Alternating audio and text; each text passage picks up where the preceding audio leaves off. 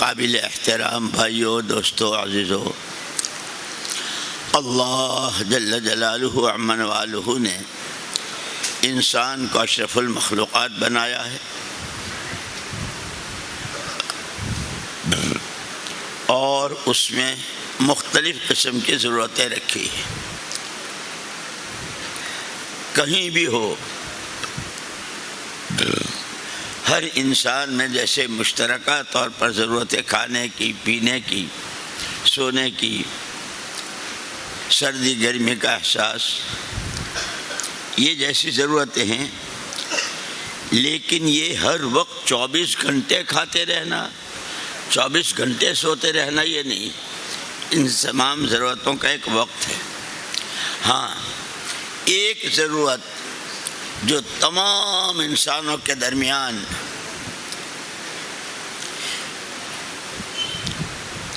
مشترکہ طور پر ہے، وہ تاجر ہو، کاشتکار ہو، مالدار ہو، غریب ہو،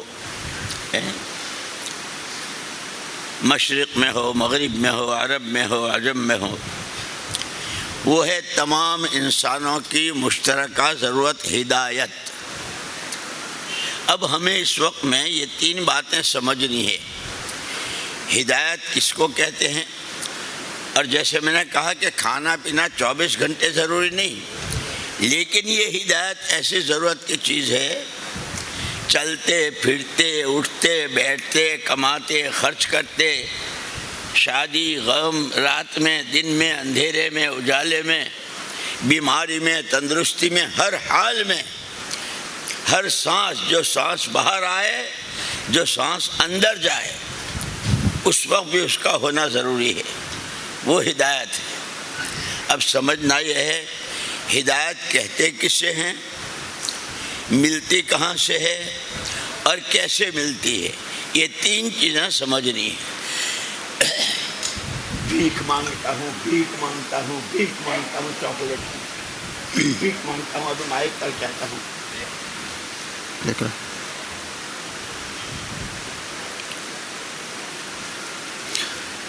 നഹ്മദു വനസ്സല്ലി അലാ റസൂലിഹിൽ കരീം, അമ്മാ ബഅദ്.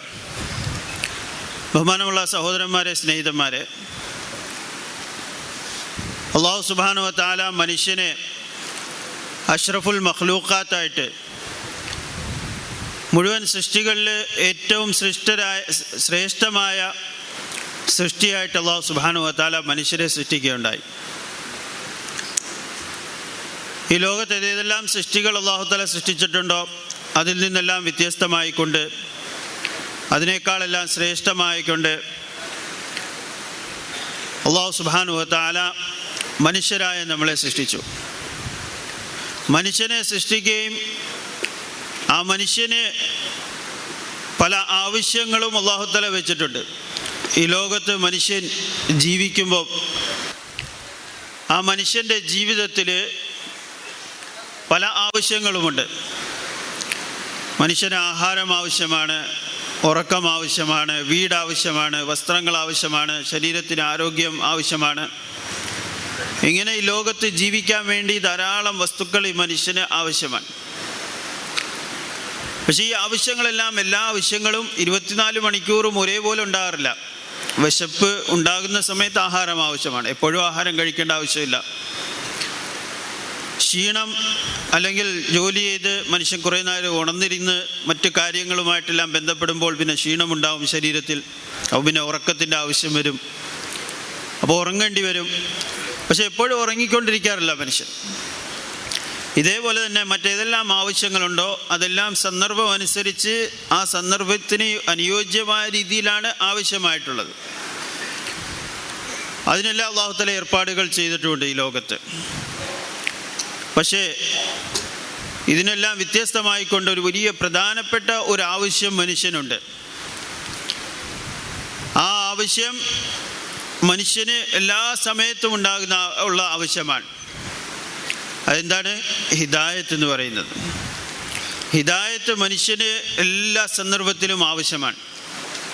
രാത്രിയാണെങ്കിലും പകലാണെങ്കിലും, ഉറങ്ങാൻ പോകുന്ന സമയത്താണെങ്കിലും, ഉറക്കത്തിൽ നിന്ന് എഴുന്നേറ്റാലും, ആഹാരം കഴിക്കുന്ന സമയത്തും പുറത്തു പോകുന്ന സമയത്തും അതുപോലെ ജീവിതത്തിൽ ഏതെല്ലാം അവസ്ഥകളുണ്ടോ, ജോലി ചെയ്യുമ്പോഴാണെങ്കിലും ഇബാദത്ത് ചെയ്യുമ്പോഴാണെങ്കിലും ജീവിതത്തിൻ്റെ എല്ലാ സന്ദർഭങ്ങളിലും എല്ലാ അവസ്ഥകളിലും ആ ഹിദായത്ത് മനുഷ്യന് ആവശ്യമായ കാര്യമാണ്.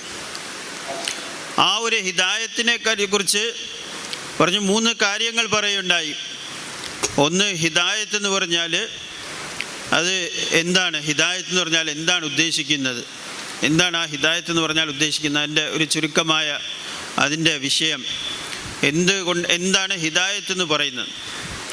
രണ്ടാമത്തേത്, ഹിദായത്ത് അത് കിട്ടാനുള്ള മാർഗം എന്താണ്, എങ്ങനെ അത് കിട്ടും. മൂന്നാമത്തേത്, ആ ഹിദായത്ത് കൊണ്ടുണ്ടാകുന്ന ഗുണം അല്ലെങ്കിൽ മാറ്റങ്ങൾ എന്താണ്. ഈ 3 കാര്യങ്ങൾ ആ ഹിദായത്തുമായിട്ട് ബന്ധപ്പെട്ടതാണ്. അതൊന്ന് മനസ്സിലാക്കേണ്ടത് ആവശ്യമാണ്. അപ്പോൾ ജീവിതത്തിൽ ധാരാളം ആവശ്യങ്ങൾ മനുഷ്യനുണ്ടെങ്കിലും ആ ആവശ്യങ്ങൾ എപ്പോഴും ഒരേ രീതിയിൽ ഉണ്ടാകാറില്ല. ആവശ്യം വന്നും പോയിക്കൊണ്ടിരിക്കും. ഭൗതികമായ ആവശ്യങ്ങൾ, അത് ആവശ്യത്തിനനുസരിച്ച് ആ ആവശ്യം പൂർത്തീകരിക്കൽ ആവശ്യമാണ്, പക്ഷേ എപ്പോഴും ഉണ്ടാകാറില്ല. പക്ഷേ ദീൻ, ആ ഹിദായത്ത് എന്ന് പറയുന്ന ആവശ്യം, അതിൽ നിന്നെല്ലാം, ഈ ഭൗതികമായ ആവശ്യങ്ങളിൽ നിന്നെല്ലാം വ്യത്യസ്തമായിക്കൊണ്ട് മുഴുവൻ മനുഷ്യർക്കും എല്ലാവർക്കും ഒരേ സമയത്ത് ഒരേപോലെ മുഴുവൻ മനുഷ്യർക്കും എല്ലാ സന്ദർഭങ്ങളിലും ജീവിതത്തിൻ്റെ എവിടം വരെ എന്ന് വെച്ചാൽ മനുഷ്യൻ ശ്വാസം എടുക്കുമ്പോഴും ശ്വാസം വിടുമ്പോഴും എല്ലാ സന്ദർഭത്തിലും ആ മനുഷ്യന് ആവശ്യമായ ഒരു ആവശ്യമാണ് ഹിദായത്ത് എന്ന് പറയുന്നത്. ये हिदायत इतनी ज़रूरी है कि इसका मांगना फ़र्ज करार दिया. ईमान के बाद सबसे पहला रुकन और सबसे बड़ा रुकन नमाज है. वो नमाज ही नहीं होती जब तक कि हिदायत न मांगे. ला सलात इल्ला बिफातिहतिल किताब. हर सांस ज़रूरी, हर एक के लिए ज़रूरी, हर हाल में ज़रूरी. ये हिदायत क्या है कि हिदायत वो दिलों का नूर है. अल हिदायत नूरुन यक़ज़िफ़ुहुल्लाहु फ़ी क़ल्बि इम्रिइन मन शाअ. हिदायत वो एक नूर है. अल्लाह जिस बंदे के लिए चाहते हैं उसके दिल में डालते हैं.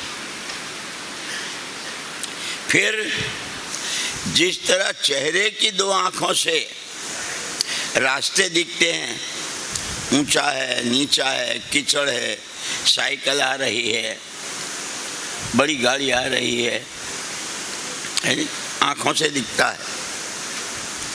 रास्ता साफ है, सीधा है, दोनों चीज़ें नज़र आती. ऐसे ही हिदायत के नूर से आमाल का नफ़ा नुकसान, झूठ का नुकसान, सच का नफ़ा, ईमान का नफ़ा, कुफ्र का नुकसान, अल्लाह की फरमा बरदारी, नमाज का, रोज़े का, ज़कात का, हज का, हक़ वाले का हक़, माँ बाप की मीरास भाई बहनों को उसका नफ़ा, नमाज छोड़ने का, नमाज क़ज़ा करने का नुकसान, सूदी कमाई पर उसका नुकसान, हराम के लुक़मे का नुकसान, हलाल की कमाई का फ़ायदा और नफ़ा, किसी रास्ते भूले हुए को रास्ता दिखाना, कोई गुनाहों में मुलव्वस है, नज़र आ रहा है, उसको प्यार से, हिकमत से समझाना, इसका नफ़ा, खुद कोई गुनाह करना और गुनहगारों से और गुनाहों का माहौल बनाना, उसका नुकसान.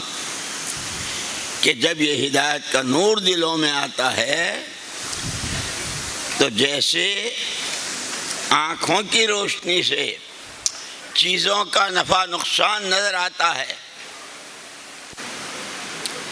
ایسے دلوں کے ہدایت کے نور سے اچھے برے اعمال کا نفع اور نقصان نظر آتا ہے. ഇപ്പോൾ ഹിദായത്ത് എന്ന് പറഞ്ഞാൽ നമ്മൾ പറഞ്ഞു അത് എപ്പോഴും എല്ലാവർക്കും ആവശ്യമുള്ളൊരു കാര്യമാണ്.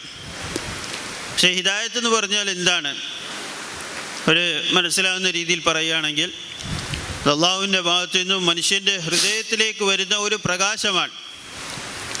അല്ലാഹു തആല ആർക്ക് ഉദ്ദേശിക്കുന്നോ, ആർക്ക് ഹിദായത്ത് കൊടുക്കാൻ ഉദ്ദേശിക്കുന്നോ അവരുടെ ഹൃദയങ്ങളിൽ അല്ലാഹു തആല നിക്ഷേപിക്കുന്ന കൊടുക്കുന്ന ഒരു പ്രകാശമാണ് ഹിദായത്ത് എന്ന് പറയുന്നത്. ഈ ഹിദായത്ത് കാരണമായി ആ പ്രകാശം കൊണ്ട് എന്താണ്, കണ്ണിൻ്റെ പ്രകാശം പോലെ, കണ്ണിൻ്റെ കാഴ്ച പോലെ, എപ്രകാരം കണ്ണിൽ ആ കണ്ണിൻ്റെ കാഴ്ച ഉണ്ടാകുമ്പോൾ മുമ്പിലുള്ള വസ്തുക്കൾ ആ മനുഷ്യന് കാണാൻ സാധിക്കും. രാവും പകലും തിരിച്ചറിയാൻ പറ്റും. വഴിയും കാടുമെല്ലാം തിരിച്ചറിയാൻ പറ്റും. ആര് വരുന്നു ആര് പോകുന്നു എന്ന് മനസ്സിലാക്കാൻ പറ്റുന്നു. വാഹനങ്ങൾ വരുന്നത് കാണാൻ പറ്റുന്നു. മറ്റെന്തെല്ലാം തടസ്സങ്ങൾ മുമ്പിലുണ്ട് അതെല്ലാം മനസ്സിലാക്കാൻ പറ്റുന്നു. ഈ രീതിയിൽ മനുഷ്യന് അവൻ്റെ മുമ്പിലുള്ള വസ്തുക്കളെ വേർതിരിച്ച് മനസ്സിലാക്കാനും തിരിച്ചറിയാനുമുള്ള കാഴ്ച പ്രകാശമാണ് കണ്ണിൻ്റെ ബാഹ്യമായ കാഴ്ച എന്ന് പറയുന്നത്. ഇത് കാരണമായി ധാരാളം കാര്യങ്ങൾ മനുഷ്യന് ഗ്രഹിക്കാൻ മനസ്സിലാക്കാൻ സാധിക്കുന്നു കണ്ണിൻ്റെ കാഴ്ച കൊണ്ട്. ഇതേപോലെ തന്നെ പറയാം, ഇതിൻ്റെ മനുഷ്യൻ്റെ ഉള്ളിലുള്ള ഒരു ഉൾക്കാഴ്ചയാണ് ഹിദായത്ത് എന്ന് പറയുന്നത്. ഈ ഹിദായത്തിൻ്റെ പ്രകാശം കൊണ്ട് മനുഷ്യന് ധാരാളം കാര്യങ്ങൾ കാണാൻ പറ്റും.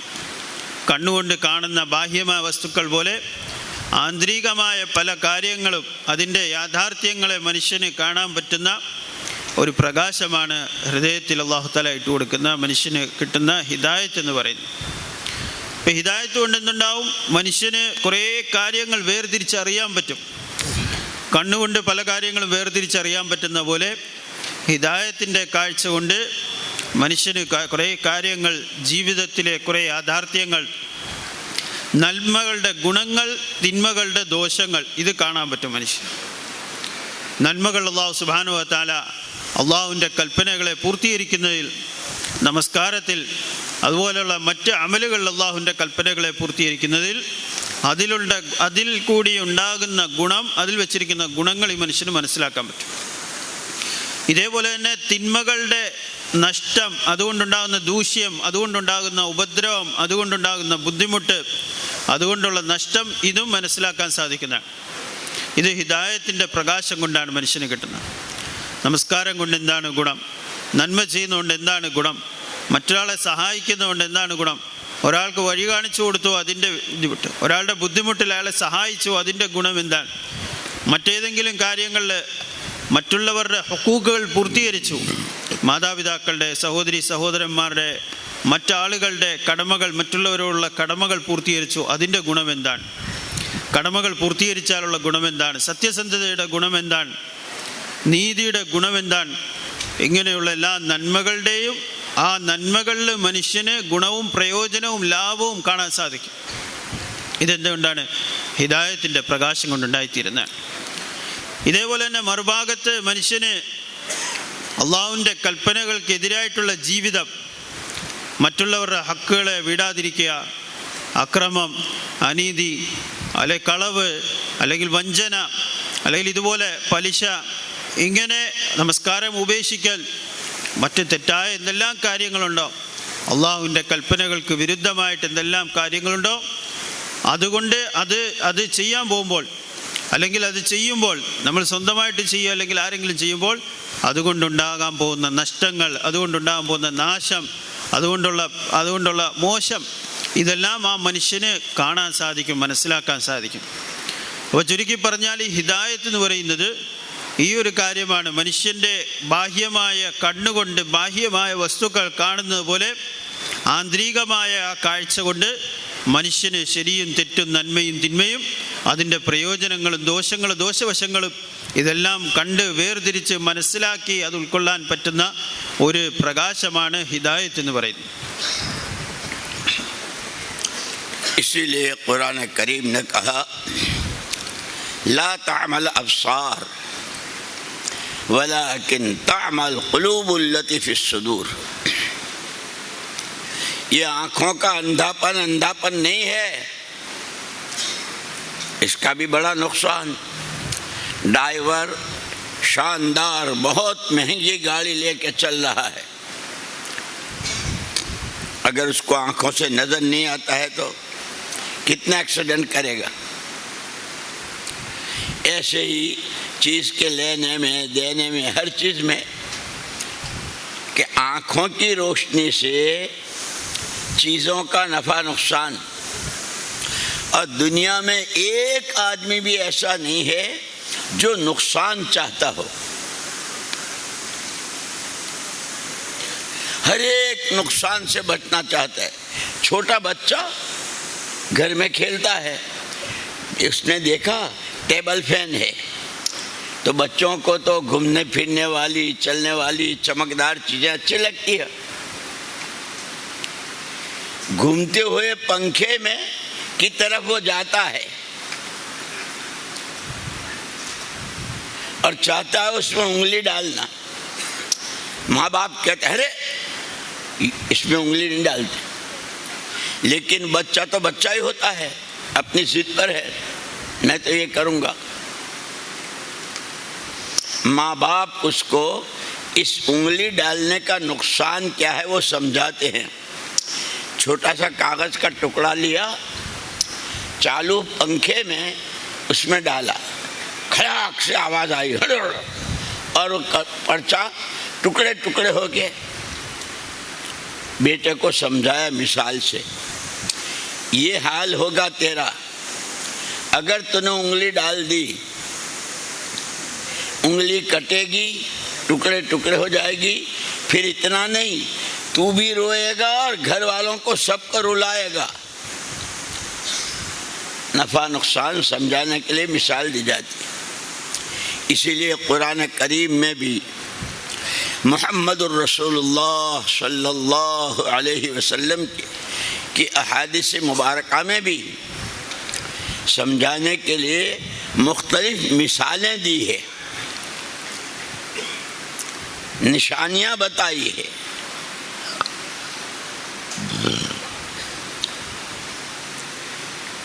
تو یہ ہدایت کا نور جیسے اس میں انگلی ڈالنے سے، جیسے کوئی کڑوی چیز کھانے سے، نہ کھانے کی گولی کھانے سے، نہ کھانے کی دوا کھانے سے اس کا نقصان بتاتے ہیں. کھانے کی دوا خمیرہ ہے اور معجون ہے جو حکیم وغیرہ دیتے ہیں، اس کا نفع بتاتے ہیں. یعنی ایسے ہی جب ہدایت کا نور آتا ہے تاجروں میں، کاشتکاروں میں، اس لیے میں نے کہا کہ قرآن یوں کہتا ہے کہ آنکھوں کا اندھاپن اتنا خطرناک نہیں ہے. حالانکہ یہ بھی اتنا خطرناک ہے کہ آدمی اگر آنکھیں نہیں ہیں چہرے کی، کبھی دیوار سے ٹکراتا ہے، کبھی سائیکل سے ٹکراتا ہے، کبھی کھمبے سے ٹکراتا ہے.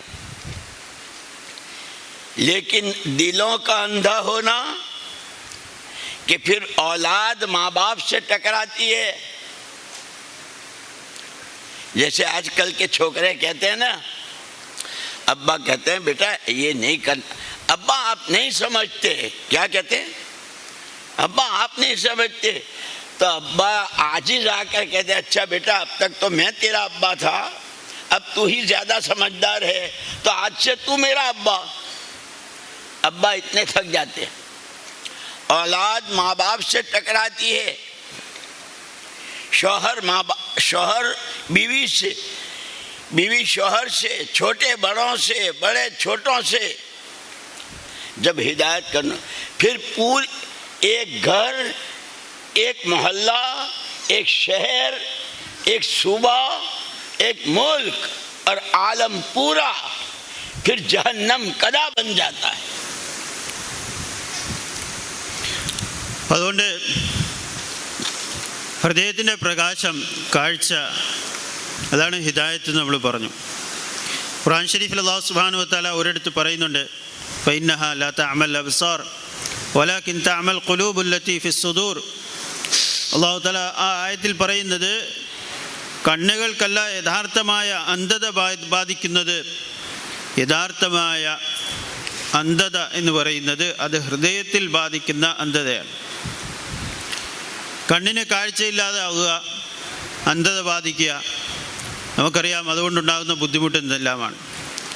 ഒരാൾ നല്ല വാഹനം ഓടിക്കാൻ അറിയാവുന്ന ആളാണ്, നല്ല വാഹനവുമാണ്, പക്ഷെ അയാളുടെ കാഴ്ച നഷ്ടപ്പെട്ടു പോയി. നല്ല ഡ്രൈവറാണ്, നല്ല വാഹനവുമാണ്, നല്ല റോഡുമാണ്, പക്ഷെ കാഴ്ചയില്ലെങ്കിൽ അയാൾക്ക് ആ വാഹനം ഓടിക്കാൻ സാധിക്കുകയില്ല. ഇനി ആ മനുഷ്യന് അയാളുടെ പഴയ പരിചയം വെച്ച് ആ വാഹനം ഓടിച്ചാലോ എന്ത് സംഭവിക്കും? ആ വാഹനം പോയി എവിടെയെങ്കിലും പോയി ഇടിക്കും, ആക്സിഡൻറ്റ് സംഭവിക്കും, അപകടം സംഭവിക്കും, മരണം സംഭവിക്കും. ആ മനുഷ്യനും അപകടമാണ്, ആ റോഡിൽ കൂടി യാത്ര ചെയ്യുന്ന മറ്റ് വാഹനത്തിലും മറ്റാളുകൾക്കും അപകടമായി മാറും. കാരണം ഈ മനുഷ്യന് കാഴ്ചയില്ലാത്ത മനുഷ്യനാണ് ഈ വാഹനം ഓടിക്കുന്നത്. ഈ വാഹനം ഓടിച്ചു പോയി കഴിഞ്ഞാൽ കാഴ്ചയില്ലാത്ത മനുഷ്യൻ എല്ലാവർക്കും അപകടമായി തീരും. എന്താണെന്ന് അയാൾക്ക് കാണാൻ സാധിക്കുന്നില്ല. ഇത് കണ്ണിൻ്റെ ബാഹ്യമായ കാഴ്ച നഷ്ടപ്പെടുന്നതിൻ്റെ പേരിൽ ഉണ്ടായിത്തീരുന്ന കാര്യമാണ്. ഇതേപോലെ തന്നെയാണ് ഹൃദയത്തിന് അന്ധത ബാധിക്കുകയാണെങ്കിൽ, ഹിദായത്ത് ഇല്ലാതായി കഴിഞ്ഞാൽ, ഖുർആൻ ഷരീഫിൽ അല്ലാഹു തആല പറഞ്ഞ പോലെ യഥാർത്ഥ അന്ധത എന്ന് പറയുന്നത് ബാഹ്യമായ കണ്ണിന് അന്ധത ബാധിക്കുന്നു, ശരിയാണ്, അത് ബാഹ്യമായ ഒരു അന്ധതയാണ്. പക്ഷെ അതിനേക്കാളും വലിയ അപകടം പിടിച്ച അന്ധത എന്ന് പറയുന്നത് ഹൃദയത്തിന് ബാധിക്കുന്ന അന്ധതയാണ്. ഹൃദയത്തിലുള്ള അന്ധത എന്താണ്? ഇപ്പം പറഞ്ഞ കാര്യമാണ്. ഹിദായത്ത് ഇല്ലാതാകുക, ഹിദായത്തിൻ്റെ കാഴ്ച നഷ്ടപ്പെട്ടു പോവുക. ഹിദായത്ത് ഈമാൻ, ആ ഈമാനിനെ അടിസ്ഥാനമാക്കിയുള്ള ഹിദായത്ത്, ഇത് മനുഷ്യന് നഷ്ടപ്പെട്ടു കഴിഞ്ഞാൽ ആ മനുഷ്യൻ്റെ ജീവിതം വലിയ അപകടത്തിലായിരിക്കും. കൊച്ചു കുട്ടികൾ അവർക്ക് അപ്പോൾ ഈ അന്ധത കൊണ്ട് സംഭവിക്കുന്ന ഒരു കാര്യം എന്താണെന്ന് വെച്ചാൽ, പ്രവർത്തികളുടെ ഈ ലോകത്തുള്ള ജീവിതത്തിൻ്റെ ഗുണങ്ങളും ദോഷങ്ങളും മനസ്സിലാക്കാനുള്ള കഴിവ് ഈ മനുഷ്യന് നഷ്ടപ്പെട്ടു പോകും. എന്താണ് ഗുണം ജീവിതത്തിൽ, എന്താണ് ദോഷം, ഇത് വേർതിരിച്ച് മനസ്സിലാക്കാൻ സാധിക്കുകയില്ല. ആ മനുഷ്യൻ്റെ ജീവിതം നന്മ വിട്ടിട്ട്, ഗുണമുള്ള കാര്യങ്ങളെ വിട്ടിട്ട് ദോഷമുള്ള കാര്യങ്ങളായിരിക്കും. അവൻ ഉപദ്രവകരമായി മാറാൻ പോകുന്ന ആ വസ്തുക്കളും ആ പ്രവർത്തികളിലേക്കായിരിക്കും അവൻ തിരിയുന്നത്. കാരണം വേർതിരിച്ചറിയാൻ സാധിക്കുന്നില്ല. കൊച്ചു കുട്ടികളെ പോലെ ഒരു ഉദാഹരണം പറഞ്ഞു. ഒരു ഫാൻ, ടേബിൾ ഫാൻ ഇങ്ങനെ കറങ്ങിക്കൊണ്ടിരിക്കുകയാണ്. അപ്പോൾ കുട്ടികൾക്ക് എന്തെങ്കിലും ഒന്ന് അനങ്ങിക്കൊണ്ടിരുന്നു, എന്തെങ്കിലും ഒന്ന് കണ്ടാൽ അതിൽ താല്പര്യമാണ്, പോയി അതിനെ തൊട്ട് നോക്കണം, അതെന്തെങ്കിലും ചെയ്യണം. ഇത് സാധാരണ കുട്ടികളുടെ ശീലമാണ്. അപ്പോൾ ഈ ടേബിൾ ഫാൻ കണ്ടു കഴിഞ്ഞ് ആ കുട്ടി എന്ത് ചെയ്യുകയാണ്? ആ കുട്ടി പോയി ആ ടേബിൾ ഫാനിൽ കൈയിടാൻ പോവാൻ. ഉടനെ മാതാപിതാക്കൾ പറയും, ഇല്ല, തൊടാൻ പാടില്ല, വലിയ അപകടമാണ്. ആ കുഞ്ഞിന് പറഞ്ഞ് മനസ്സിലാക്കി കൊടുക്കും. പക്ഷെ പെട്ടെന്നൊന്നും ആ കുഞ്ഞിന് മനസ്സിലാവുകയില്ല അതിൻ്റെ ദോഷം എന്താണ്. പിന്നെ ചിലപ്പോൾ കാണിച്ചു കൊടുക്കും, പറയും നീ കൈ ഇടരുത്, ഇട്ട് കഴിഞ്ഞാൽ എന്ത് സംഭവിക്കുമെന്നറിയാമോ എന്ന് പറഞ്ഞൊരു പേപ്പർ എടുത്തിട്ട് ആ പേപ്പർ മടക്കിയിട്ട് അതിൻ്റെ ഉള്ളിലേക്ക് ഇട്ട് കാണിച്ചു കൊടുക്കും. അപ്പോൾ പെട്ടെന്ന് ആ പേപ്പർ അതിൻ്റെ ഇടയിലേക്ക് പോകുമ്പോൾ പെട്ടെന്ന് അത് ഒരു സൗണ്ട് ഉണ്ടാവും, ആ പേപ്പർ കീറി അത് പല കഷ്ണങ്ങളായിപ്പോവും. അപ്പോൾ ആ കുഞ്ഞിന് പറഞ്ഞ് മനസ്സിലാക്കി കൊടുക്കും, ഇതേപോലെ കൈയിട്ട് കഴിഞ്ഞാൽ കൈ മുറിയും, വേദന എടുക്കും എന്നെല്ലാം ആ കുഞ്ഞിന് ആ മാതാപിതാക്കൾ പറഞ്ഞ് മനസ്സിലാക്കി കൊടുക്കും. അതുകൊണ്ട് തൊടരുത്, അവിടെ പോയി കൈയിടരുത് എന്നെല്ലാം പറഞ്ഞ് മനസ്സിലാക്കി കൊടുക്കും. കാരണം കുഞ്ഞിനത് മനസ്സിലാക്കാനുള്ള വേർതിരിവില്ല. ഇതേപോലെ തന്നെയാണ് ഹിദായത്ത് ഇല്ലാതായി കഴിയുമ്പോൾ സംഭവിക്കുന്നതാണ്. ഖുർആൻ ഷരീഫിൽ അല്ലാഹു സുബ്ഹാനഹു വ തആല പല സ്ഥലത്തും, അതുപോലെ ബഹുമാനപ്പെട്ട റസൂലുള്ളാഹി സ്വല്ലല്ലാഹു അലൈഹി വസല്ലം തങ്ങളുടെ ഹദീസുകളിലും ഇങ്ങനെയുള്ള പല ഉദാഹരണങ്ങളിൽ കൂടി മനുഷ്യന് അവൻ്റെ ജീവിതത്തിലുള്ള ഗുണങ്ങളും ദോഷങ്ങളും മനസ്സിലാക്കി കൊടുക്കാൻ വേണ്ടി അമ്പിയാക്കൾ അലൈഹി സ്വലാത്തു വസ്സലാം, അതുപോലെ ബഹുമാനപ്പെട്ട റസൂലുള്ളാഹി സ്വല്ലല്ലാഹു അലൈഹി വസല്ലം പല ഉദാഹരണങ്ങളിൽ കൂടി ഈ ഉമ്മത്തിന് പറഞ്ഞ് മനസ്സിലാക്കി കൊടുത്തു. എപ്രകാരം ഈ കുഞ്ഞിനെ, ഈ കുട്ടിക്ക് രക്ഷകർത്താക്കൾ, മാതാപിതാക്കൾ ഉദാഹരണത്തിൽ കൂടി പറഞ്ഞ് മനസ്സിലാക്കി കൊടുത്തു. ദോഷം ഇതാണ്, നീ കൈയിട്ട് കഴിഞ്ഞാൽ സംഭവിക്കാൻ പോകുന്നത് ഇങ്ങനെയാണ് സംഭവിക്കാൻ പോകുന്നത്, അതുകൊണ്ട് തുടരുതെന്ന് പറഞ്ഞ് മനസ്സിലാക്കി കൊടുത്തു. ഇതേപോലെ തന്നെയാണ് അമ്പിയാക്കൾ അലൈഹി സ്വലാത്തു വസ്സലാം, അതുപോലെ ബഹുമാനപ്പെട്ട റസൂലുള്ളാഹി സ്വല്ലല്ലാഹു അലൈഹി വസല്ലം തങ്ങൾ ഉമ്മത്തിന് പറഞ്ഞു കൊടുത്ത് അവരുടെ ഹിദായത്തിന് വേണ്ടി, അവർക്കിത് വേർതിരിച്ച് മനസ്സിലാക്കാൻ വേണ്ടി, ജീവിതത്തിലുള്ള ഗുണങ്ങളും ദോഷങ്ങളും എന്താണ് അത് മനസ്സിലാക്കി കൊടുക്കാൻ വേണ്ടി ഉദാഹരണങ്ങളിൽ കൂടിയും പല രീതിയിലും പല അവസ്ഥകളിലും പറഞ്ഞ് മനസ്സിലാക്കി കൊടുക്കുകയുണ്ടായി. എന്താണ് നന്മകളുടെ അള്ളാഹുവിൻ്റെ കൽപ്പനകളെ പൂർത്തീകരിക്കുന്നതിൻ്റെ ഗുണം എന്താണ്, അള്ളാഹുവിൻ്റെ കൽപ്പനയെ ഉപേക്ഷിച്ചുള്ള ജീവിതം ജീവിച്ചു കഴിഞ്ഞാൽ അവസ്ഥ എന്താണ്. ഈ പറഞ്ഞ പോലെ അന്ധത നിറഞ്ഞ മനുഷ്യനെ പോലാണ്. ഒരു അന്ധനായ മനുഷ്യൻ സ്വന്തമായിട്ട് നടക്കാൻ പോയാൽ എന്ത് സംഭവിക്കും? ആ മനുഷ്യൻ പോയി എവിടെയെങ്കിലും പോയി ചിലപ്പോൾ ഏതെങ്കിലും മതിലിൽ പോയി ഇടിക്കും, അല്ലെങ്കിൽ ചിലപ്പോൾ ഏതെങ്കിലും തൂണിൽ പോയി ഇടിക്കും, അല്ലെങ്കിൽ ഏതെങ്കിലും കുഴിയിൽ പോയി വീഴും. കാരണം അന്ധനാണ്, കണ്ണിന് കാഴ്ചയില്ല. കാഴ്ചയില്ലാതെ ആ അന്ധകാരത്തിൽ ആ അന്ധതയുടെ അവസ്ഥയിൽ നടന്നു പോയാൽ പല അപകടങ്ങളും ആ അന്ധനായ മനുഷ്യനുണ്ടാവും. ഒന്നെങ്കിൽ ആരെങ്കിലും സഹായത്തിന് വേണം, അല്ലെങ്കിൽ അയാൾക്ക് എന്തെങ്കിലും പരിചയമുള്ള ആ ഒരു അവസ്ഥ എന്തെങ്കിലും ഉണ്ടാകണം. സാധാരണ മറ്റേതെങ്കിലും വടിയോ എല്ലാം കൊണ്ട് അവരവരുടെ വഴി നോക്കാറുണ്ട്. പക്ഷേ ഒരു അന്ധൻ അങ്ങനെ സാധാരണ പോലെ അങ്ങ് നടന്നു പോയാൽ പല അപകടങ്ങളും സംഭവിക്കും, പല സ്ഥലത്തും പോയി ഇടിക്കും. ആ മനുഷ്യന് അത് ഹാനികരമായി തീരുന്നതാണ്. ഇതേപോലെ തന്നെയാണ് ജീവിതത്തിൽ ഹിദായത്തില്ല എങ്കിൽ, ഹിദായത്തിൻ്റെ പ്രകാശമില്ല എങ്കിൽ അവൻ്റെ ജീവിതത്തിൽ പല കാര്യങ്ങളിൽ പോയി അവൻ ഇടിക്കാൻ കാരണമായി തീരും, അപകടത്തിൽ പോയി പെടാൻ കാരണമായി തീരും. ഇന്ന് അവസ്ഥ നമുക്കറിയാം. ദീനില്ലാത്തതിൻ്റെ പേരിൽ, ഹിദായത്തില്ലാത്തതിൻ്റെ പേരിൽ ഇന്ന് ലോകത്തുള്ള മനുഷ്യരുടെ ജീവിതങ്ങൾ അത് വലിയ ബുദ്ധിമുട്ടിലും പ്രയാസത്തിലും പ്രശ്നങ്ങളായി തീർന്നിരിക്കാൻ. വീടുകളിൽ തന്നെ പ്രശ്നമാണ്, പിതാവും മകനുമായിട്ടും പ്രശ്നമാണ്, അവർ തമ്മിൽ പ്രശ്നത്തിലാണ്, ഏറ്റുമുട്ടുകയാണ്. എന്താണ്? ഹിദായത്തിൻ്റെ പ്രകാശമില്ല. ഇന്ന് അവസ്ഥ എങ്ങനെയാണെന്ന് വെച്ചാൽ, ഇന്ന് പല കാര്യങ്ങളും ഒരു പിതാവ് മകനോട് പറയുമ്പോൾ മകൻ പറയും നിങ്ങൾക്കത് അറിഞ്ഞുകൂടാ വാപ്പ, അല്ലെങ്കിൽ പിതാവിനോട് പറയും നിങ്ങൾക്കത് മനസ്സിലായിട്ടില്ല, അറിഞ്ഞുകൂടാ എന്ന് തിരിച്ച് പറയുന്ന അവസ്ഥയാണ്. മുമ്പ് പിതാക്കന്മാർ, വാപ്പാമാർ മക്കളോട് പറഞ്ഞു മനസ്സിലാക്കി കൊടുക്കുമായിരുന്നു. ഇന്ന് മക്കൾ തിരിച്ച് വാപ്പായ്ക്ക് പറഞ്ഞ് മനസ്സിലാക്കി കൊടുക്കുകയാണ്. അവസാനം വാപ്പ നേരെ നിവൃത്തിയില്ലാതെ പറയും ശരി, എന്നാൽ നീ പറയുന്നത് ശരി എന്ന് പറഞ്ഞാൽ ഇതുവരെയും പറഞ്ഞിരുന്ന യഥാർത്ഥത്തിൽ എന്താണ്, ഞാൻ നിൻ്റെ വാപ്പാണ് എന്ന് പറയുന്ന അവസ്ഥയിൽ ഇന്ന് നീ എൻ്റെ വാപ്പാണെന്ന് പറയുന്ന അവസ്ഥയിലേക്കായിപ്പോയി. കാരണം എന്താണ്? ഹിദായത്ത് നഷ്ടപ്പെട്ടു പോയപ്പോൾ പരസ്പരം കാണാനും മനസ്സിലാക്കാനും ശരിയും തെറ്റും മനസ്സിലാക്കാനുള്ള ആ ഒരു കാഴ്ച നഷ്ടപ്പെട്ടു പോയി. ഭാര്യ ഭർത്താക്കന്മാരുടെ ഇടയിൽ പ്രശ്നങ്ങളാണ്, സഹോദരന്മാരുടെ ഇടയിൽ പ്രശ്നങ്ങളാണ്, വാപ്പായും മക്കളുടെ ഇടയിൽ പ്രശ്നമാണ്. ഇതുപോലെ ലോകത്തുള്ള ജീവിതങ്ങളിൽ പരസ്പരം പ്രശ്നങ്ങളും കുഴപ്പങ്ങളും ഉണ്ടായി.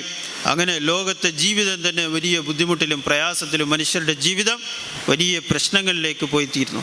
കാരണം എന്താണ്?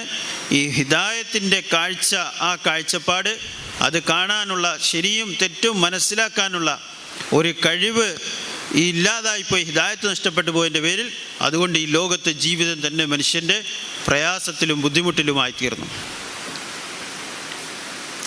जब हिदायत आती है तो दुश्मनियाँ दोस्तियों से, अदावतें मोहब्बतों से बदल जाती है.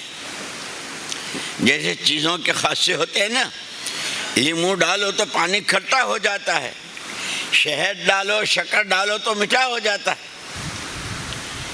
यूँ कि ऐसे जब हिदायत आती है, मदीना मुनव्वरा में हुजूर अकरम सल्लल्लाहु अलैहि वसल्लम की हिजरत से पहले दो ख़ानदान थे मदीने में, एक औस और एक खजरज. इन दोनों ख़ानदानों में लड़ाई थी, और लड़ाई भी 2-5 साल 10-20 साल की नहीं, 120 साल से लड़ाई चल रही थी. और कैसी अदावत थी? हर एक मद्दे मुकाबिल को, जो उसके मुकाबले पर है, जो उसका दुश्मन है, औसी खजरजी को, खजरजी औसी को मार कर उसकी खोपड़ी का ये प्याला निकाल कर उसमें उस मरे हुए का खून भरकर पीना उसको बहादुरी समझता था. कोई कुत्ता करता है, बंदर करता है, जानवरों में कोई ये करता है, बंदर खोपड़ी खून पीता हो, कुत्ता खून पीता. इतनी गंदी और ऐसी अदावतें थी. और उसको बहादुरी, जब हिदायत का नूर नहीं होता है ना, اس گندگی کا کتنا بڑا نقصان ہے وہ نظر نہیں آتا تھا. اتر کر حیرا سے سوئے قوم آئے، ایک نسخے کیمیا ساتھ لائے. محمد الرسول اللہ صلی اللہ علیہ وسلم نبوت سے پہلے غار حرا میں عبادت کیا کرتے تھے. اللہ کی طرف سے جو وقت مقرر تھا، آپ کے سر مبارک پر پیغمبری کا تاج رکھا، مکے میں رہے 13 سال تک، اور ساری محنت گھر کے لوگوں پر، خاندان کے لوگوں پر، شہر کے لوگوں پر. اللہ نے حکم دیا تھا وَأْمُرْ أَهْلَكَ بِالصَّلَاةِ وَاصْطَبِرْ عَلَيْهَا وَأَنذِرْ عَشِيرَتَكَ الْأَقْرَبِينَ لِتُنذِرَ بِهِ أُمَّ الْقُرَىٰ. تو ساروں کو محنت کا میدان بنایا تھا، لیکن گھر والے بھی، خاندان والے بھی، مکے والے بھی سب دشمن بنے ہوئے تھے. کوئی آپ کو ماننے کو، کوئی آپ کی بات سننے کو تیار نہیں تھا. پھر اللہ پاک نے ہجرت کا حکم دیا. وہ ہجرت کی رات بھی ایسی تھی، مکے میں سناٹا تھا. حضور اکرم صلی اللہ علیہ وسلم کعبۃ اللہ کے پاس آئے. اللہ کے گھر، مجھے تجھ سے بڑی محبت ہے، تیرے پڑوسی مجھے رہنے نہیں دیتے.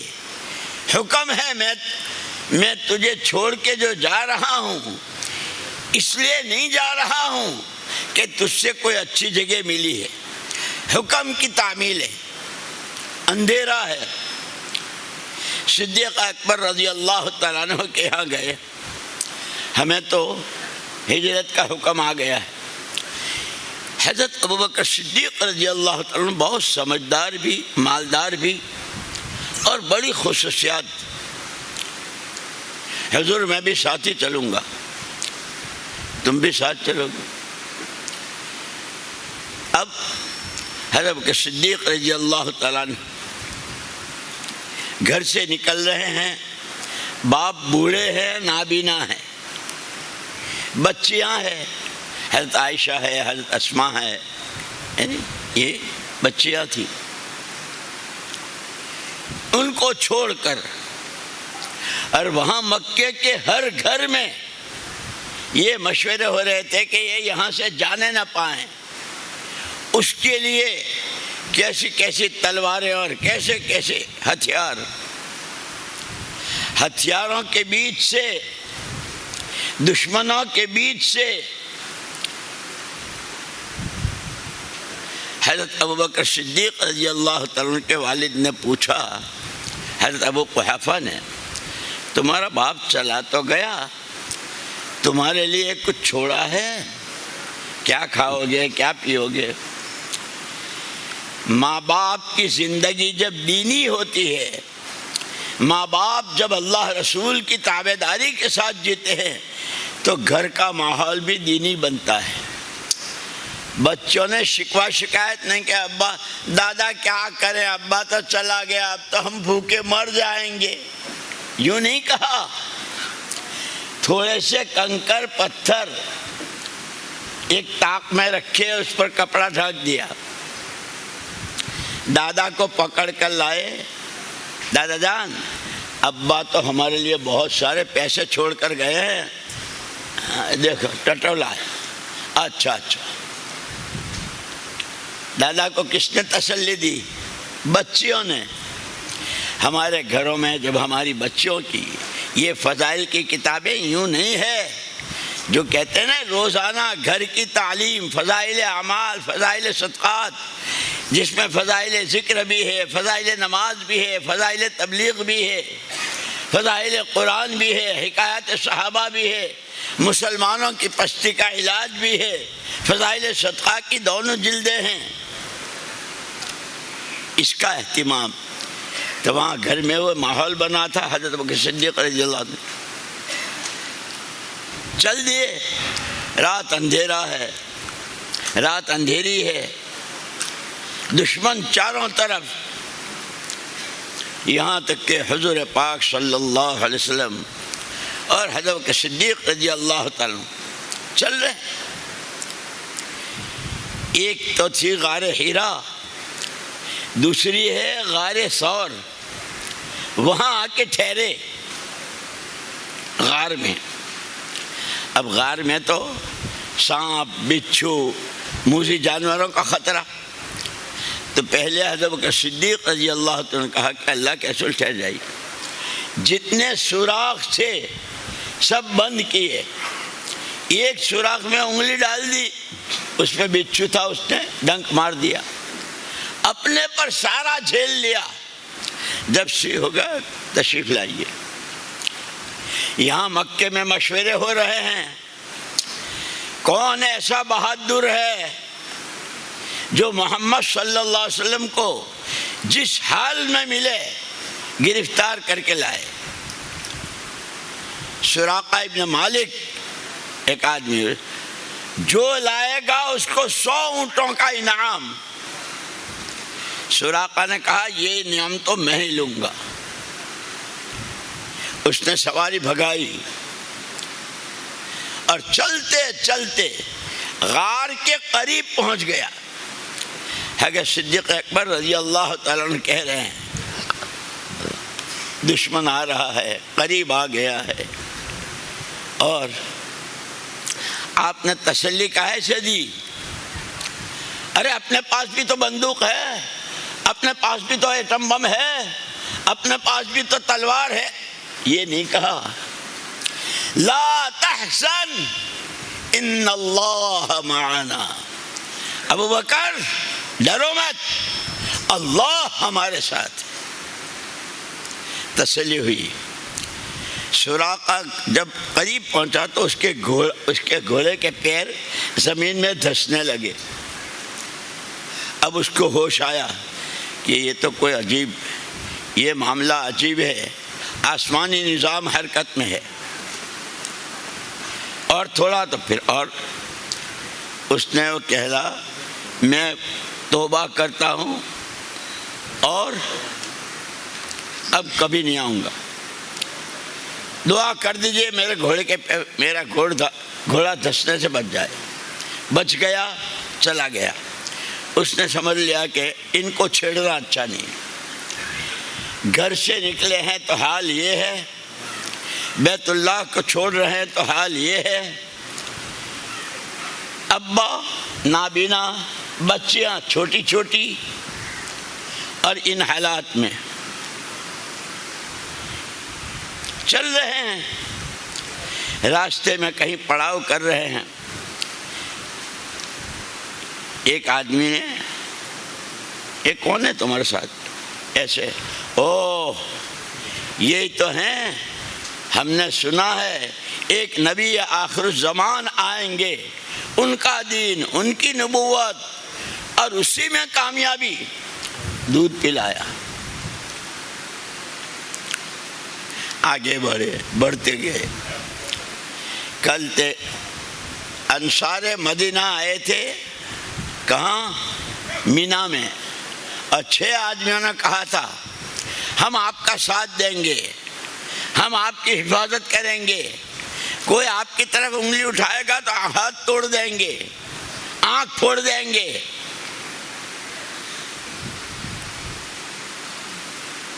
پہلے سال 6 آئے, پھر 12 آئے, پھر 72 آئے. وہ سارے, ان کو انتظار تھا, یہاں بھی انتظار تھا. جب پہنچے ہیں اور مدینے والوں کو پتہ چلا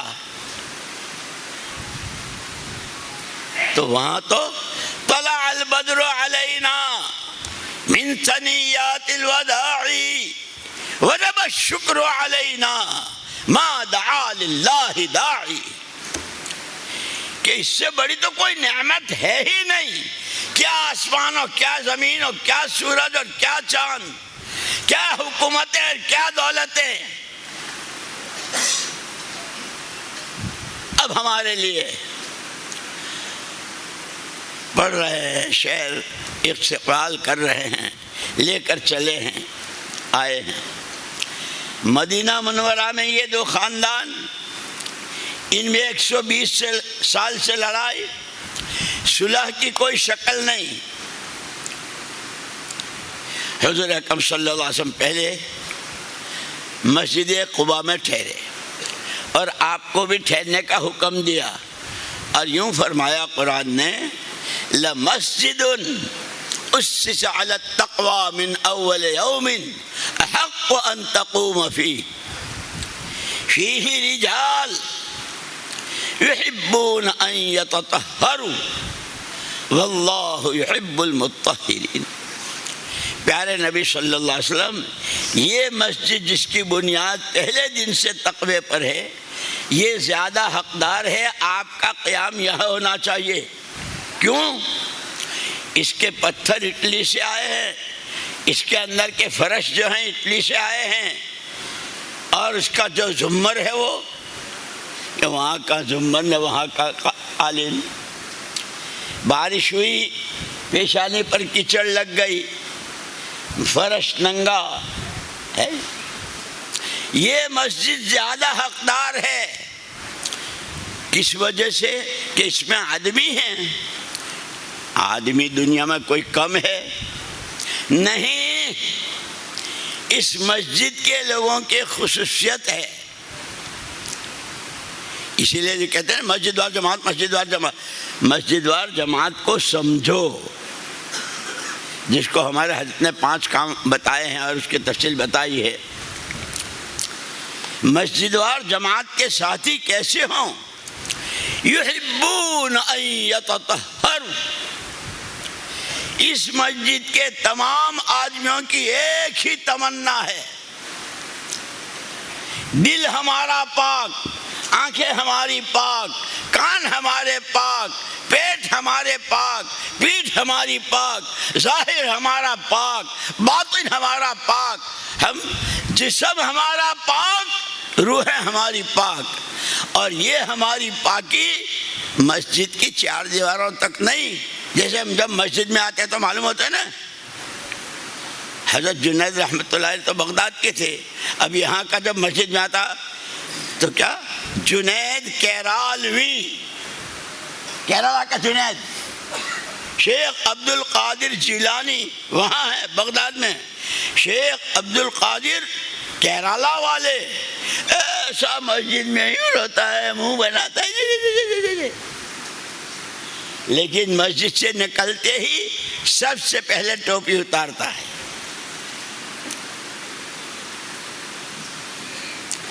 آپ تو بڑے نمازی آدمی ہو، آپ تو کیرالہ کے جنید ہو، آپ تو کیرالہ کے جبریل نظر آ رہے تھے جب مسجد میں رو رہے تھے۔ ہاں ہم اندر کچھ ہیں باہر کچھ ہیں۔ یحبون ان یتطہروا، جتنے ہم مسجد میں پاک اتنے ہم گھروں میں پاک، اتنے ہم گلیوں میں پاک، اتنے ہم محلوں میں پاک، اتنے ہم مارکیٹ میں پاک، کہ ان کی ایک ہی تمنا ہے۔ اسی لیے مسجد وار جماعت کو سمجھنا بھی ہے، سیکھنا بھی ہے اور کرنا بھی ہے کہ ان سب کی۔ اور مسجد وار جماعت کے ساتھی کون تھے؟ ذمہ دار محمد الرسول اللہ صلی اللہ علیہ وسلم، ابو بکر و عمر، عثمان و علی، زید بن ثابت، معاذ بن جبل، سعد بن معاذ، ابو ہریرہ، یہ سارے مسجد کے۔ اسی لیے ہم کہتے ہیں ہر مسجد کی جماعت کو فکر یہ کرنا ہے، یہ فضائل کی تعلیم، یہ حکایت صحابہ، یہ صحابہ کی زندگی پڑھتے ہوئے اندر میں یہ جذبہ پیدا ہو رہا ہو کہ جیسے مجھے یہاں سے ایئرپورٹ جانا ہے تو چلنا شروع کروں، چلتا رہوں، کوئی پیدل، کوئی سائیکل سے، کوئی 2 ویلر سے، جو جتنی رفتار سے چلے گا پہنچ جائے گا۔ مسجد وار جماعت کے ہر ساتھی کے اندر کا جذبہ یہ ہو، مجھے ابو بکر عمر والی، عثمان و علی والی، وہ 10 صحابہ جن کو زندگی میں جنت کی خوشخبریاں ملی،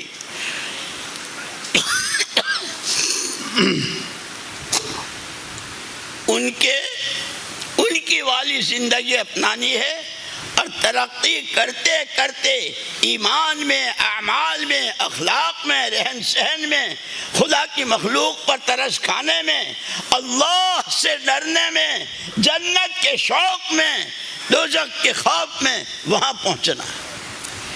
پھر یہ مسجد کی جماعت اتنی جاندار ہوتی ہے کہ مولانا یوسف صاحب رحمۃ اللہ علیہ فرماتے تھے کہ مسجد چھوٹی ہو، پھوس کی ہو،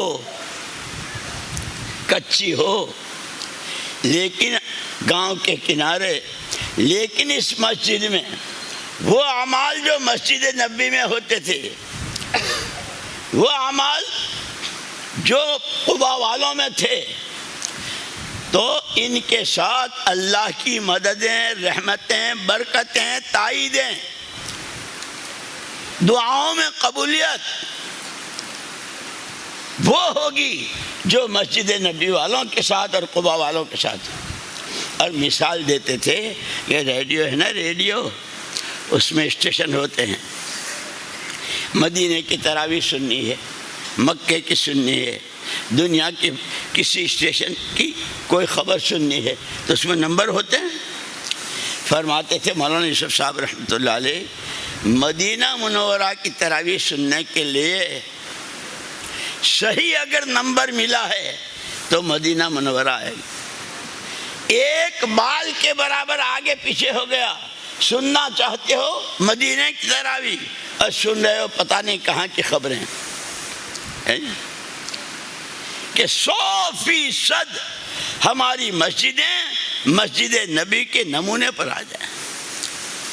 اس کی برکت کہ یہ اعمال دشمنیوں کو دوستیوں سے کیسے بدلتے ہیں۔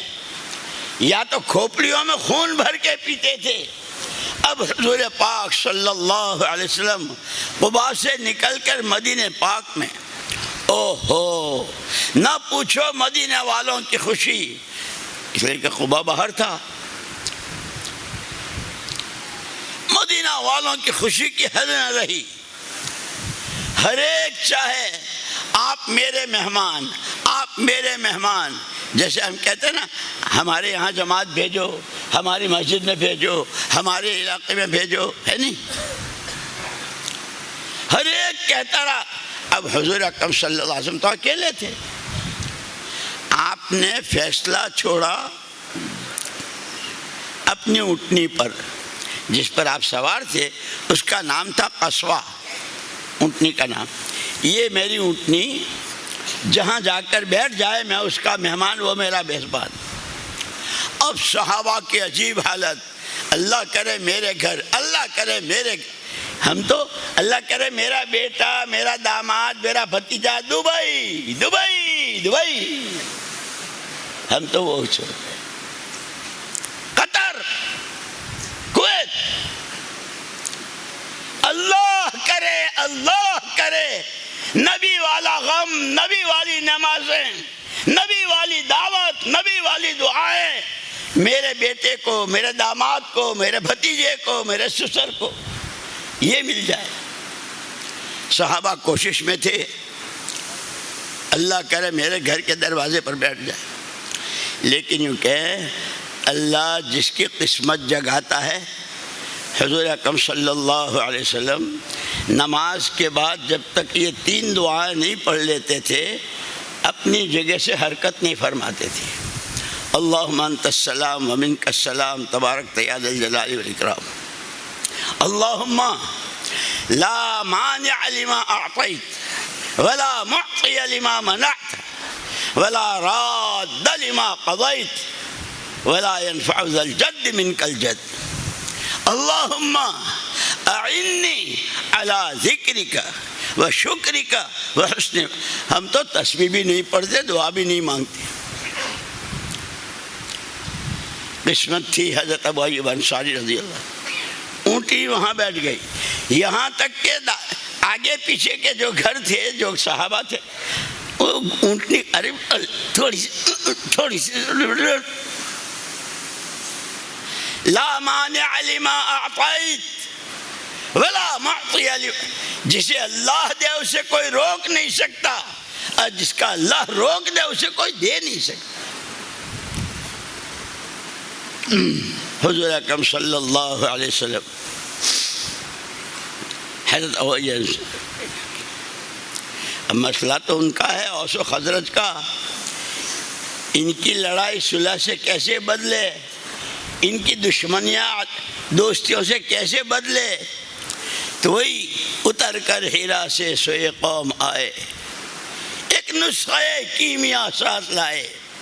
اسی لیے کہا یا رب تو کریمی، یا رب تو کریمی و رسول تو کریم، صد شکر کے ہستیم میانے دو کریم۔ حضور اکرم صلی اللہ علیہ وسلم پھر مسجد نبی کے بننے کا مسئلہ آیا، وہ جن کا مکان ان کی جگہ خریدنے کی اور بہت ساری لمبی تفصیل ہے، ان میں آپس میں صلح کرانے کے لیے کہ دشمنی دوستی سے بدل جائے، پیسے نہیں بانٹے، کپڑے نہیں بانٹے، اور جو ان کا خرچہ تھا وہ ہماری طرف سے معاف، یہ نہیں کیا جیسے اسکولوں کی فیس معاف ہو جاتی ہے، کالجوں کی ہو جائے، یہ کچھ نہیں۔ دو کام بتائے، تم جب نماز میں کھڑے ہو تو کندھے سے کندھا ملا کر، اب اوسی بھی نماز کو آ رہا ہے، خزرجی بھی آ رہا ہے، جو ایک دوسرے کی صورت نہیں دیکھنا چاہتے تھے، یہ کندھے سے کندھا ملا کر کھڑے۔ نماز کی خاصیت ہے ان الصلاۃ تنہی عن الفحشاء والمنکر، جب نماز صحیح پڑھی جاتی ہے تو جتنی گندگیاں ہیں، عداوتیں، لڑائیاں، حسد، کینہ، کپٹ، اس سب سے نماز پاک کر دیتی۔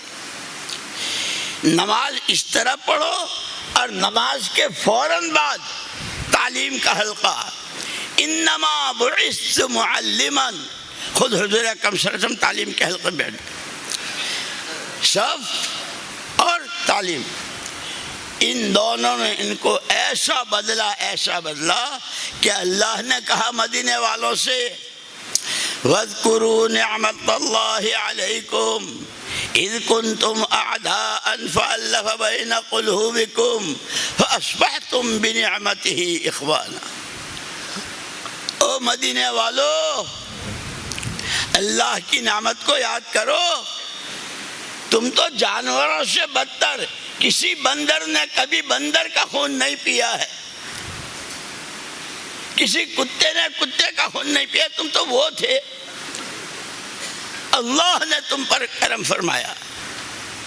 کنتم اعداء، تم دشمن تھے، تمہارے دلوں کو اللہ نے ملا دیا اور بھائی بھائی ہو گئے، ورنہ تم صبح سے شام تک کا تمہارا وقت، تمہارا پیسہ، ہر وقت جیسے مارکیٹ میں سامان خریدتے ہیں، تمہارا تو 24 گھنٹے کا وقت اور پیسہ اور سوچ جہنم بنانے، جیسے لوگ مکان بناتے ہیں، بلڈنگیں بناتے ہیں، کہ تمہارا تو اس طرح لگ رہا تھا۔ اس لیے حضور اکرم صلی اللہ علیہ وسلم نے فرمایا تھا مالی اراکم وانتم تتقحمون فی النار وانی آخذ بحجزکم، مجھے کیا ہو گیا، میں دیکھ رہا ہوں تمہارے اندھیرا اجالا، جوان بوڑھے، جان مال صلاحیتیں جہنم ہی کی طرف جا رہے ہو، میں اللہ کا نبی رحمت تمہیں کوکھیں پکڑ کے کھینچ رہا ہوں، بچا رہا ہوں۔ یہ تمہارے بولنے کے بول نہیں ہیں، یہ تمہارے کرنے کے کام نہیں ہے، تمہارے کرنے کے کام یہ ہیں، تمہارا وقت یہاں لگے، تمہارا اتنی تسبیح پڑھو، ایسا قرآن پڑھو، ایسی نمازیں پڑھو، آپ نے بچایا، تو اللہ نے ان کو یاد دلایا۔ അപ്പം ബഹുമാനമുള്ള സഹോദരന്മാരെ, സ്നേഹിതന്മാരെ, ഹിദായത്തിൻ്റെ വിഷയമാണ് നമ്മൾ പറഞ്ഞുകൊണ്ടിരുന്നത്. ഹിദായത്ത് വന്നു കഴിയുമ്പോൾ മനുഷ്യന് നന്മകൾ തിന്മകൾ ഇതെല്ലാം വേർതിരിച്ച് മനസ്സിലാക്കാനുള്ള ആ ഉൾക്കാഴ്ച അല്ലാഹു സുബ്ഹാനഹു വ തആല നൽകും. നന്മകളുടെ ഗുണം എന്താണ്, തിന്മകളുടെ ദോഷം എന്താണ്, ഇത് മനുഷ്യന് വേർതിരിച്ച് മനസ്സിലാക്കാൻ പറ്റും. ഹിദായത്ത് വന്നു കഴിയുമ്പോൾ അത് കാരണമായി ഈ ലോകത്ത് സമാധാനം, സന്തോഷം, സാഹോദര്യം, പരസ്പരം സ്നേഹം, പരസ്പരം നല്ല പെരുമാറ്റങ്ങൾ ഇതെല്ലാം ഉണ്ടായിത്തീരാൻ കാരണമായിത്തീരും.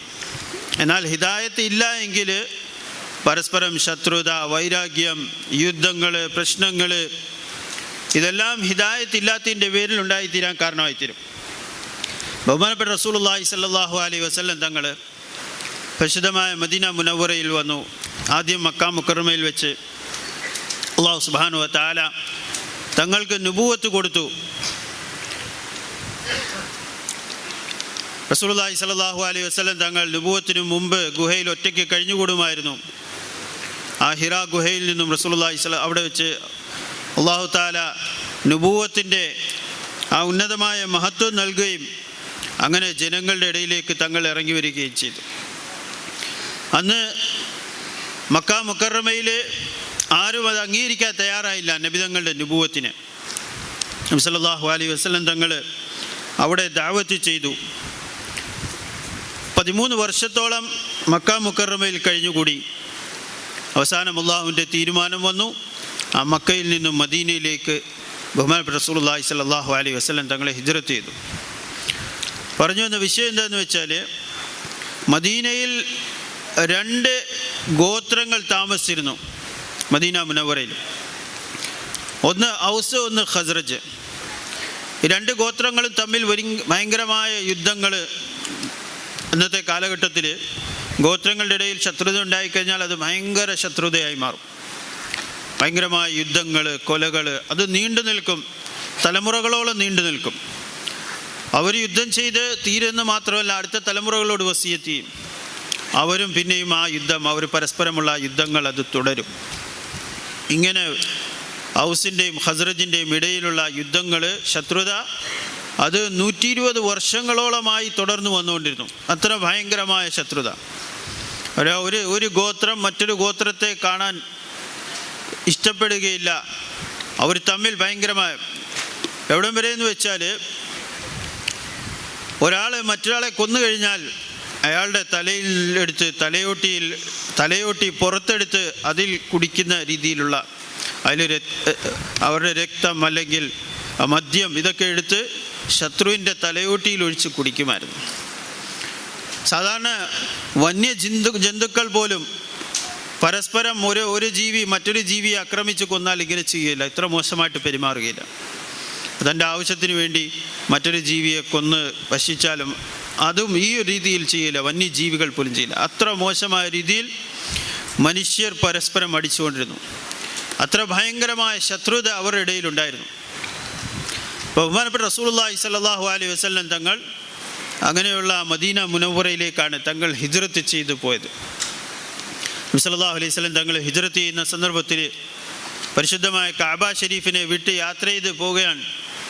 കഅബ ഷരീഫിൻ്റെ അടുക്കൽ തങ്ങൾ വന്നു, ഹറമിൽ വന്നു. എന്നിട്ട് തങ്ങൾ ഹിജ്റത്ത് ചെയ്യുന്നതിന് മുമ്പ് വലിയ വിഷമത്തോടു കൂടി കഅബയോട് വിട പറഞ്ഞു. ഇതിനേക്കാൾ നല്ല ഒരു സ്ഥലം കണ്ടെത്തിയത് കൊണ്ടല്ല ഇവിടെ ഈ കഅബ ഷരീഫിനെ, ഈ ഹറമിനെ വിട്ടിട്ട് പോകുന്നത്.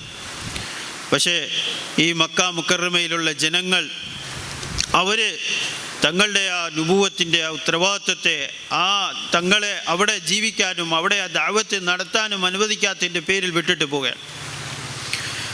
വലിയ വിഷമത്തോടു കൂടി ബഹുമാനപ്പെട്ട റസൂലുള്ളാഹി സ്വല്ലല്ലാഹു അലൈഹി വസല്ലം തങ്ങൾ മക്കയിൽ നിന്നും ഹിജ്റത്ത് ചെയ്യാൻ അള്ളാഹുവിൻ്റെ തീരുമാനം വന്നു, അള്ളാഹുവിൻ്റെ കൽപ്പന വന്നു. തങ്ങൾ തീരുമാനിച്ച് പുറപ്പെടുകയാണ്. തങ്ങൾ കൂടെ കൂട്ടാൻ ഉദ്ദേശിച്ചത് ഹദരത്ത് അബൂബക്കർ സിദ്ദീഖ് റളിയല്ലാഹു തആല അൻഹുവിനെയാണ്. തങ്ങൾ ഹദരത്ത് അബൂബക്കർ സിദ്ദീഖ് റളിയല്ലാഹു തആല അൻഹുവിൻ്റെ അടുക്കൽ പോയി ഈ വിഷയം പറഞ്ഞു. അള്ളാഹുവിൻ്റെ ഭാഗത്തു നിന്നുള്ള ഹിജ്റത്തിൻ്റെ കൽപ്പന വന്നിരിക്കുകയാണ്, അതുകൊണ്ട് ഞാൻ ഉദ്ദേശിക്കുന്നത്. അപ്പോൾ ഹദരത്ത് അബൂബക്കർ സിദ്ദീഖ് റളിയല്ലാഹു തആല അൻഹു ഉടനെ പറഞ്ഞു, ഞാൻ തങ്ങളുടെ കൂടെ ഞാനും ഹിജ്റത്ത് ചെയ്യാൻ ഞാൻ തയ്യാറാണ്, തങ്ങൾ അനുവാദം തന്നാലും. റസൂലുള്ളാഹി സ്വല്ലല്ലാഹു അലൈഹി വസല്ലം പറഞ്ഞു, ശരി. ഹദരത്ത് അബൂബക്കർ സിദ്ദീഖ് റളിയല്ലാഹു തആല അൻഹുവിനെ കൂടെ കൂട്ടി അങ്ങനെ രണ്ടുപേരും രാത്രി പരിശുദ്ധമായ മക്ക മുക്കറമയിൽ നിന്നും യാത്രയാകുകയാണ്. അന്ന് മക്കയിൽ കാരണം കുറേ സഹാബാക്കൾ അതിനു മുമ്പ് ഹിജ്റത്ത് ചെയ്തു പോയി. ബഹുമാനപ്പെട്ട റസൂലുള്ളാഹി സ്വല്ലല്ലാഹു അലൈഹി വസല്ലം തങ്ങളും ഹിജ്റത്ത് ചെയ്യുമെന്നുള്ള ഒരു ധാരണ മക്കക്കാരുടെ ഇടയിലുണ്ടായിരുന്നു. അതുകൊണ്ട് അവർ തീരുമാനിച്ചിരിക്കുകയായിരുന്നു, നബി സല്ലല്ലാഹു അലൈഹി വസല്ലം തങ്ങൾ ഹിജ്റത്ത് ചെയ്യാൻ ഇവിടുന്ന് വല്ലതും പോകാൻ വേണ്ടി തീരുമാനിച്ചു കഴിഞ്ഞാൽ അപ്പോഴേ തങ്ങളെ ഒരിക്കലും ഇവിടെ നിന്നും പോകാൻ അനുവദിക്കരുത്. നഊദു ബില്ലാഹ്, തങ്ങളെ കൊന്നുകളയണം. ഈ ഒരു തീരുമാനമായിരുന്നു, അതിനുള്ള തയ്യാറെടുപ്പായിരുന്നു മക്കയിലുള്ള ആളുകളുടെ ഇടയിൽ. നബിതങ്ങൾ സല്ലല്ലാഹു അലൈഹി വസല്ലം തങ്ങൾ മക്ക മുക്കറമയിൽ നിന്നും പുറപ്പെടുന്നു എന്നറിഞ്ഞാൽ ഉടനെ തീരുമാനമുണ്ടാക്കണം. ഈ രീതിയിലായിരുന്നു. പക്ഷേ അള്ളാഹുവിൻ്റെ തീരുമാനം ഹദരത്ത് അബൂബക്കർ സിദ്ദീഖ് റസൂലുള്ളാഹി സ്വല്ലല്ലാഹു അലൈഹി വസല്ലം തങ്ങളും ഹദരത്ത് അബൂബക്കർ സിദ്ദീഖ് റളിയല്ലാഹു തആല അൻഹു രണ്ടുപേരും അവിടെ നിന്ന് യാത്രയായി. അള്ളാഹു തആല അവരുടെ കണ്ണുകളെ മറച്ചു കളഞ്ഞു, ആർക്കും കാണാൻ പറ്റിയില്ല. അവർ യാത്രയായി പോയി മക്കയുടെ വെളിയിൽ ഒരു ഗുഹയിൽ പോയി താമസിക്കുകയുണ്ടായി. ഗാർ സൗർ എന്ന് പറയുന്ന ആ ഗുഹയിൽ പോയി അവിടെ പോയി താമസിച്ചു. അവിടെ പോയി കുറച്ച് രഹസ്യമായിട്ടിരുന്നു. കാരണം മക്കക്കാരിങ്ങനെ അന്വേഷിച്ചുകൊണ്ടിരിക്കുകയാണ്. അപ്പോൾ മക്കക്കാരെല്ലാം അറിഞ്ഞു നബി സല്ലല്ലാഹു അലൈഹി വസല്ലം തങ്ങൾ പുറപ്പെട്ടു കഴിഞ്ഞപ്പോൾ അവർ ഭയങ്കര പരിഭ്രാന്തരായി. ഇത്ര വലിയൊരു കാര്യം നമ്മൾ ഇത്ര ശ്രദ്ധിച്ചിട്ടും അത് കൈവിട്ടു പോയല്ലോ. അവർ പറഞ്ഞു, ആരെങ്കിലും തുടർന്ന് നബി സല്ലല്ലാഹു അലൈഹി വസല്ലം തങ്ങളെ പിന്തുടരുകയും കണ്ടുമുട്ടുകയും പിടിക്കുകയും ചെയ്താൽ അവർക്ക് 100 ഒട്ടകം അവർക്ക് ഇനാം കൊടുക്കുന്നതാണ്. അപ്പോൾ ഇതെല്ലാവരും, അന്ന് ഒട്ടകം എന്ന് പറഞ്ഞാൽ വലിയ കാര്യമാണ്. 100 ഒട്ടകം ഒരാൾക്ക് കിട്ടുക എന്ന് പറഞ്ഞാൽ വലിയ വിഷയമാണ്, വലിയ സംഭവമാണ്. എല്ലാവരും അവരവരുടെ രീതിയിൽ പരിശ്രമിച്ചു നബി സല്ലല്ലാഹു അലൈഹി വസല്ലം തങ്ങളെ കണ്ടുകിട്ടാൻ. അതിൽപ്പെട്ട ഒരാളായിരുന്നു സുറാഖ ബിൻ മാലിക് റളിയല്ലാഹു, പിന്നീട് സഹാബിയായി. അപ്പം അദ്ദേഹം പറഞ്ഞു, ഞാനത് കരസ്ഥമാക്കുക തന്നെ ചെയ്യും എന്ന് പറഞ്ഞ് പുറപ്പെട്ടു, അന്വേഷിച്ചു.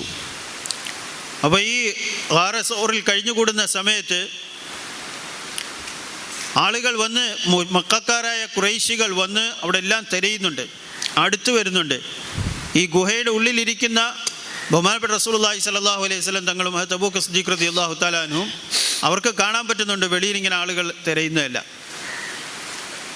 ഹദരത്ത് അബൂബക്കർ സിദ്ദീഖ് റളിയല്ലാഹു തആല അൻഹു ഈ ഗുഹയിലേക്ക് പ്രവേശിക്കുന്നതിന് മുമ്പ് തന്നെ ആ ഗുഹയെല്ലാം വൃത്തിയാക്കി. കാരണം ആരും ഉപയോഗിക്കാത്തതായതുകൊണ്ട് എന്തെങ്കിലും ഇഴജന്തുക്കൾ മറ്റോ ഉണ്ടാകുമെന്നുള്ള ഇതിൽ എല്ലാം വൃത്തിയാക്കുകയും അതിലുണ്ടായിരുന്ന ദ്വാരങ്ങളെല്ലാം അടയ്ക്കുകയും എവിടെ നിന്നെല്ലാം എന്തെങ്കിലും ഇഴജന്തുക്കളുടെ സാധ്യതയുണ്ടോ ആ ഭാഗങ്ങളെല്ലാം അടയ്ക്കുകയും ചെയ്തു.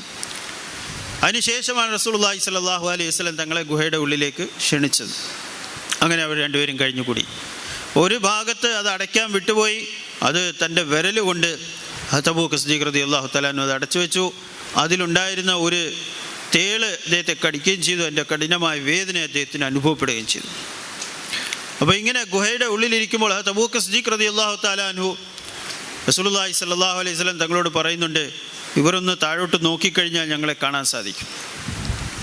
റസൂലുള്ളാഹി സ്വല്ലല്ലാഹു അലൈഹി വസല്ലം തങ്ങൾ അതിന് പറഞ്ഞ മറുപടി നമ്മളെല്ലാവരും കേട്ടിട്ടും അറിയുന്ന കാര്യമാണ്. മറ്റേതെങ്കിലും ശക്തിയോ വ്യക്തിയോ ഒന്നുമല്ല. നബി സല്ലല്ലാഹു അലൈഹി വസല്ലം തങ്ങൾ പറഞ്ഞു, ഞങ്ങളുടെ കയ്യിൽ വാളുണ്ട്, നമ്മുടെ കയ്യിലും അവരെ ചെറുക്കാനുള്ള എന്തെങ്കിലും മാർഗമുണ്ട്, അല്ല ഇന്ന വശയമുണ്ട് എന്നൊന്നുമല്ല പറഞ്ഞത്. ലാ തഹ്സൻ ഇന്നല്ലാഹ മഅന. റസൂലുള്ളാഹി സ്വല്ലല്ലാഹു അലൈഹി വസല്ലം പറഞ്ഞത്, വിഷമിക്കേണ്ട, അള്ളാഹു നമ്മുടെ കൂടെയുണ്ട്. അപ്പോൾ ഇതാണ് ഒരു മനുഷ്യൻ്റെ ഏതൊരു അവസ്ഥയിലും, ഏതൊരു പരിഭ്രാന്തിയുടെ അവസ്ഥയിലും, ഏത് പ്രതികൂലമായ സാഹചര്യത്തിലും അള്ളാഹു നമ്മുടെ കൂടെയുണ്ടെന്നുള്ള യഖീൻ ഒരു മുഅ്മിന് യഥാർത്ഥമായ യഖീൻ ഉണ്ടായിത്തീരുക. ആ സമയത്ത് പ്രത്യേകിച്ച് അള്ളാഹുവിൻ്റെ ദീനിൻ്റെ പരിശ്രമം ചെയ്യുന്നവർക്ക് അള്ളാഹുവിൻ്റെ സഹായം അവരുടെ കൂടെ ഉണ്ടാവും. അപ്പോൾ നബി സല്ലല്ലാഹു അലൈഹി വസല്ലം പറഞ്ഞത്, നമ്മുടെ കൂടെ അള്ളാഹു ഉണ്ടെന്ന് പറയുന്നുണ്ട്. അങ്ങനെ അവിടെയും അള്ളാഹു തആല കാത്തു. ആർക്കും ആ ഗുഹയുടെ ഉള്ളിൽ അവരിലേക്ക് എത്തിച്ചേരാൻ സാധിച്ചില്ല. അങ്ങനെ പിന്നെ അവിടെ നിന്ന് യാത്ര പറഞ്ഞു. അവിടെ നിന്നും 1-2 ദിവസങ്ങൾ കഴിഞ്ഞ് അവിടെ നിന്ന് പുറപ്പെട്ടു മദീനയിലേക്ക് യാത്രയായി. സുറാഖ ബിൻ മാലിക് ഇങ്ങനെ അന്വേഷിച്ചുകൊണ്ടിരിക്കുകയാണ്. അവസാനം കണ്ടു രണ്ടുപേര് യാത്ര ചെയ്യുന്നതായിട്ട്. കുതിരപ്പുറത്ത് വേഗതയിൽ സവാരി ചെയ്ത് ബഹുമാനപ്പെട്ട റസൂലുള്ളാഹി സ്വല്ലല്ലാഹു അലൈഹി വസല്ലം തങ്ങളുടെയും ഹദരത്ത് അബൂബക്കർ സിദ്ദീഖ് റളിയല്ലാഹു തആല അൻഹുവിൻ്റെ അടുക്കലെത്തി അവരെ പിടികൂടണമെന്നുള്ള താല്പര്യത്തോടു കൂടി ഓടി വന്നു. പക്ഷെ അടുത്തെത്തിയപ്പോഴത്തേക്കും ആ കുതിരയുടെ കാലുകൾ മണ്ണിലേക്ക്, ആ പൂഴി മണ്ണിലേക്ക് താന്നുപോയി. മുന്നോട്ട് പോകാൻ സാധിക്കുന്നില്ല. അപ്പോൾ സുറാഖയ്ക്ക് മനസ്സിലായി, സുറാഖ ബിൻ മാലിക് റളിയല്ലാഹു തആല അൻഹു അദ്ദേഹത്തിന് മനസ്സിലായി, ഇത് നബി സല്ലല്ലാഹു അലൈഹി വസല്ലം തങ്ങളെ പിടിക്കുക എന്ന് പറയുന്ന അങ്ങനെ ഒരു എളുപ്പമായ കാര്യമല്ല. ഇത് അള്ളാഹുവിൻ്റെ സഹായം തങ്ങളുടെ കൂടെയുണ്ട്. അപ്പോൾ വിഷയം മനസ്സിലായി, തെറ്റ് മനസ്സിലാക്കി ഉടനെ തങ്ങളോട് മാപ്പ് ചോദിച്ചു. റസൂലുള്ളാഹി സ്വല്ലല്ലാഹു അലൈഹി വസല്ലം തങ്ങൾ അദ്ദേഹത്തിന് മാപ്പ് കൊടുത്തു. അദ്ദേഹം തിരിച്ചു പോവുകയുണ്ടായി. അപ്പോൾ അങ്ങനെ റസൂലുള്ളാഹി സ്വല്ലല്ലാഹു അലൈഹി വസല്ലം തങ്ങളും അബൂബക്കർ സിദ്ദീഖ് റളിയല്ലാഹു തആല അൻഹും യാത്ര ചെയ്തു, മദീനയിലേക്ക് എത്തി. മദീനയിലെത്തിയപ്പോൾ മദീനയ്ക്ക് തൊട്ട് മുമ്പ് ഖുബ എന്ന് പറയുന്ന സ്ഥലത്ത്, അവിടെ ഇന്ന് മസ്ജിദ് ഖുബ സ്ഥിതി ചെയ്യുന്ന സ്ഥലത്ത്, അവിടെ പോയി ആദ്യം ഇറങ്ങുകയുണ്ടായി റസൂലുള്ളാഹി സ്വല്ലല്ലാഹു അലൈഹി വസല്ലം തങ്ങൾ. അബൂബക്കർ സിദ്ദീഖ് റളിയല്ലാഹു തആല അവിടെ ഇറങ്ങി. ആ സ്ഥലത്തെക്കുറിച്ചാണ് പിന്നീട് ഖുർആൻ ശരീഫിൽ അല്ലാഹു സുബ്ഹാനഹു വ തആല പറഞ്ഞിട്ടുണ്ട്, ലമസ്ജിദുൻ ഉസ്സിസ അല തഖ്വ മിൻ അവ്വലി യൗമിൻ അഹഖു അൻ തഖൂമ ഫീഹി. തഖ്വയുടെ അടിസ്ഥാനത്തിൽ സ്ഥാപിക്കപ്പെട്ട ആ അള്ളാഹുവിൻ്റെ ഭവനം, മസ്ജിദ്, അത് തങ്ങൾ അവിടെ ഇബാദത്ത് ചെയ്യുക, അവിടെ കഴിഞ്ഞുകൂടുക, അവിടെ ഇബാദത്ത് ചെയ്യുക, അവിടെ നിൽക്കുക, ഇത് തങ്ങൾക്ക് ഏറ്റവും അനുയോജ്യമായതാണ്. അഹഖു അൻ തഖൂമ ഫീഹി, ആ പള്ളിയാണ് തങ്ങൾ ഇബാദത്ത് ചെയ്യാൻ അർഹമായത് തങ്ങൾക്ക്. അങ്ങനെ ആ പള്ളിയെക്കുറിച്ച്. പിന്നെ ആ മസ്ജിദിൻ്റെ ശ്രേഷ്ഠത കൂടാതെ അല്ലാഹു തആല ആയത്തിൽ പിന്നീട് പറയുന്നുണ്ട്, അതിൻ്റെ ഒരു കാരണം പറയുന്നു, ഫീഹി റിജാലു യുഹിബ്ബൂന അൻ യതതഹറു. ആ മസ്ജിദിൽ, ആ പള്ളിയിൽ കുറേ ആണുങ്ങളുണ്ട്, കുറേ ആളുകളുണ്ട്. മൗലാന പറഞ്ഞു ആളുകൾ ധാരാളമുണ്ട്, പക്ഷെ എന്താണ് ഈ ആളുകളുടെ പ്രത്യേകത? ഈ ആണുങ്ങളുടെ പ്രത്യേകത യുഹിബ്ബൂന അൻ യതതഹറു, അവർ ആഗ്രഹിക്കുന്ന, അവർ പരിശുദ്ധി ആഗ്രഹിക്കുന്നവരാണ്, നന്നാകാൻ ആഗ്രഹിക്കുന്നവരാണ്, നല്ല ഗുണങ്ങൾ ഉണ്ടാകാൻ ആഗ്രഹിക്കുന്നവരാണ്, പരിശുദ്ധരായിത്തീരാൻ ആഗ്രഹിക്കുന്നവരാണ്, അതിനുവേണ്ടി പരിശ്രമിക്കുന്നവരാണ്. അപ്പോൾ ആ ഒരു ഗുണം അല്ലാഹു സുബ്ഹാനഹു വ തആല എടുത്ത് പറയുണ്ടായി. ഹമാരാ മൻ പാക്, തൻ പാക്, ധൻ പാക്. പറയുന്ന ശുദ്ധി എന്ന് പറയുമ്പോൾ എല്ലാ രീതിയിലും നമ്മുടെ മനസ്സ് ശുദ്ധമായിരിക്കണം, പരിശുദ്ധമായിരിക്കണം. മനസ്സിൻ്റെ ഉള്ളിൽ തെറ്റായ ചിന്തകൾ, മോശമായ ചിന്തകൾ, മറ്റുള്ളവരെക്കുറിച്ചുള്ള തന്നെക്കുറിച്ചുള്ള അഹങ്കാരം, ഇങ്ങനെയുള്ള എത്രയോ മോശമായ കാര്യങ്ങളുണ്ട് മനസ്സിൻ്റെ ഉള്ളിൽ മനുഷ്യനുണ്ടായിത്തീരുന്ന ദുർഗുണങ്ങൾ. അതിൽ നിന്നും പരിശുദ്ധമാകണം. അതുപോലെ ശരീരവും പരിശുദ്ധമായിരിക്കണം. ശരീരത്തിൽ അശുദ്ധിയായിട്ടൊന്നും ഉണ്ടാകരുത്, ശുദ്ധമായിട്ട് കഴിച്ചു കൂട്ടുക. അതുമാത്രമല്ല, പരിശുദ്ധമായ ആഹാരത്തിൽ കൂടി ഉണ്ടാകുന്ന ശരീരമായിരിക്കണം, നല്ല ഹലാലായ ഭക്ഷണം കഴിച്ചുണ്ടാകുന്ന ശരീരമായിരിക്കണം. അതുപോലെ നമ്മുടെ ധനവും പരിശുദ്ധമായിരിക്കണം. നമ്മൾ സമ്പാദിക്കുന്ന ധനം അത് ഹലാലായ സമ്പാദ്യമായിരിക്കണം. അപ്പോൾ ഈ മൂന്ന് രീതിയിലുള്ള ശുദ്ധിയും പരിശുദ്ധിയും ആവശ്യമാണ്. ये सारे नीयत करें हमें मस्जिद क़ुबा वालों जैसे और मस्जिद नबी वाली जैसी मस्जिद की जमात बनानी है अमाल के एतबार से. അതുകൊണ്ട് നമ്മൾ ഓരോരുത്തരും പറയുന്ന ഓരോരുത്തരും നിയ്യത്ത് ചെയ്യണം, ഇൻഷാ അല്ലാഹ് നമ്മളും ഇതേപോലെ നമ്മുടെ മസ്ജിദിൽ, നമ്മുടെ മസ്ജിദ് വാറിൽ നമ്മൾ ഓരോരുത്തരും ഈ ഒരു ഗുണങ്ങൾ നമ്മളിലും, നമ്മുടെ പള്ളികളിലും, നമ്മുടെ മസ്ജിദുകളിലും, നമ്മുടെ നാട്ടിലും ഉണ്ടായിത്തീരാൻ വേണ്ടിയുള്ള ആ നിയ്യത്തോടു കൂടിയായിരിക്കണം നമ്മൾ പോകുന്നത്. ഇൻഷാ അല്ലാഹ് ചെയ്തോടെ ഇൻഷാ അല്ലാഹ്. അപ്പോൾ ഈ ആയത്തിൽ കൂടി അല്ലാഹു സുബ്ഹാനഹു വ തആല ഈ ഉന്നതമായ ഗുണം പറയുണ്ടായി, അവിടെയുള്ള സഹാബാക്കളുടെ, അവിടെയുള്ള ആളുകളുടെ പരിശുദ്ധിയെ. അപ്പോൾ ഇങ്ങനെയുള്ള ഈ വിഷയങ്ങളുടെ അടിസ്ഥാനത്തിലാണ് ഇന്ന് ഓരോ നാടുകളിലും, ഓരോ പള്ളികളിലും, ഓരോ മസ്ജിദ് വാർ തോറും, ഓരോ മസ്ജിദുകൾ തോറും ജമാഅത്തുകൾ, മസ്ജിദ് വാർ ജമാഅത്തിൻ്റെ പരിശ്രമത്തെക്കുറിച്ച് പറയുന്നു. എൻ്റെ ഈമാൻ ഉണ്ടായിത്തീരാൻ വേണ്ടിയുള്ള പരിശ്രമം ഈ ആയത്തിൽ കൂടി അല്ലാഹു തആല പറഞ്ഞിരിക്കുന്നതാണ്. ആ മസ്ജിദിൽ അങ്ങനെയുള്ള ചില ആളുകളുണ്ട്, അവർ പരിശുദ്ധിയെ ഉദ്ദേശിക്കുന്നു. അപ്പോൾ ആ മസ്ജിദ് വാർ, അതുപോലെ ബഹുമാനപ്പെട്ട റസൂലുള്ളാഹി സ്വല്ലല്ലാഹു അലൈഹി വസല്ലം തങ്ങളുടെ മസ്ജിദുൻ നബവിയിലെ മസ്ജിദ് വാർ, അവിടുത്തെ മസ്ജിദ് വാറിൽ ആരാണുള്ളത്? അവിടുത്തെ ആ മസ്ജിദ് വാറിലുള്ള അവിടെയുള്ള കൂട്ടുകാരാരായിരുന്നു? ബഹുമാനപ്പെട്ട റസൂലുള്ളാഹി സ്വല്ലല്ലാഹു അലൈഹി വസല്ലം തങ്ങൾ സ്വന്തമായിട്ടുണ്ട്. അബൂബക്കർ സിദ്ദീഖ് റളിയല്ലാഹു തആല അൻഹു ഉണ്ട്, ഉമർ റളിയല്ലാഹു തആല അൻഹു, സെയ്ദ് ഇബ്നു സാബിത്ത് റളിയല്ലാഹു തആല അൻഹു, ഉസ്മാൻ ഇബ്നു അഫ്ഫാൻ റളിയല്ലാഹു, ഇങ്ങനെ ദീർഘമായ സഹാബാക്കളുടെ പറയുണ്ടായി. അപ്പോൾ ഈ മസ്ജിദ് വാറിൻ്റെ ജമാഅത്താണ് മസ്ജിദ് നബവിയുടെ. ഇപ്പം ഈ ഒരു അവസ്ഥയിലേക്ക് നമ്മൾ ആഗ്രഹിക്കുക, നമ്മൾ എത്താൻ വേണ്ടി. അവരാണ് മാതൃകാ പുരുഷന്മാർ, അവരാണ് മാതൃകാ മസ്ജിദ് വാർ ജമാഅത്ത്. അതാണ് ആ മസ്ജിദുകളാണ് യഥാർത്ഥമായ മസ്ജിദ്. ഇന്നത്തെ പോലെ നമ്മൾ വിചാരിക്കും, സാധാരണ മസ്ജിദ് എന്ന് പറയുമ്പോൾ വലിയ കെട്ടിടങ്ങൾ, വലിയ സൗകര്യങ്ങൾ, നല്ല കാർപ്പറ്റുകൾ, വലിയ കുബ്ബ, വലിയ വലിയ കെട്ടിടങ്ങളും സൗകര്യങ്ങളും, ഇതൊന്നും ഇല്ലായിരുന്നു അന്നത്തെ മസ്ജിദ് വാറിൻ്റെ. അന്നത്തെ മസ്ജിദ് എന്ന് പറയുന്നത് വെറും ഒരു സാധാരണ രീതിയിലുള്ളൊരു പന്തൽ പോലായിരുന്നു. മഴ പെയ്തു കഴിഞ്ഞാൽ ബഹുമാനപ്പെട്ട റസൂലുള്ളാഹി സ്വല്ലല്ലാഹു അലൈഹി വസല്ലം തങ്ങൾ നമസ്കരിച്ച് സുജൂദിൽ പോയി സുജൂദ് എഴുന്നേൽക്കുമ്പം തങ്ങളുടെ നെറ്റിയിൽ ചെളി പുരണ്ടിരുന്നു. അതാണ് അന്നത്തെ മസ്ജിദ് എന്ന് പറയുന്ന പള്ളിയുടെ അവസ്ഥ. അതാണ്. പക്ഷേ ബാഹ്യമായ രൂപങ്ങളോ കെട്ടിടങ്ങളുടെ മസ്ജിദിൻ്റെ പ്രാധാന്യതയല്ലായിരുന്നു. അവിടെ ഉണ്ടായിരുന്ന മസ്ജിദ് വാറിലുണ്ടായിരുന്ന ആളുകളുടെ, വ്യക്തികളുടെ, പുരുഷന്മാരുടെ, അവിടെയുള്ള ആളുകളുടെ പ്രത്യേകതയായിരുന്നു അവരിലുണ്ടായിരുന്ന ഗുണം.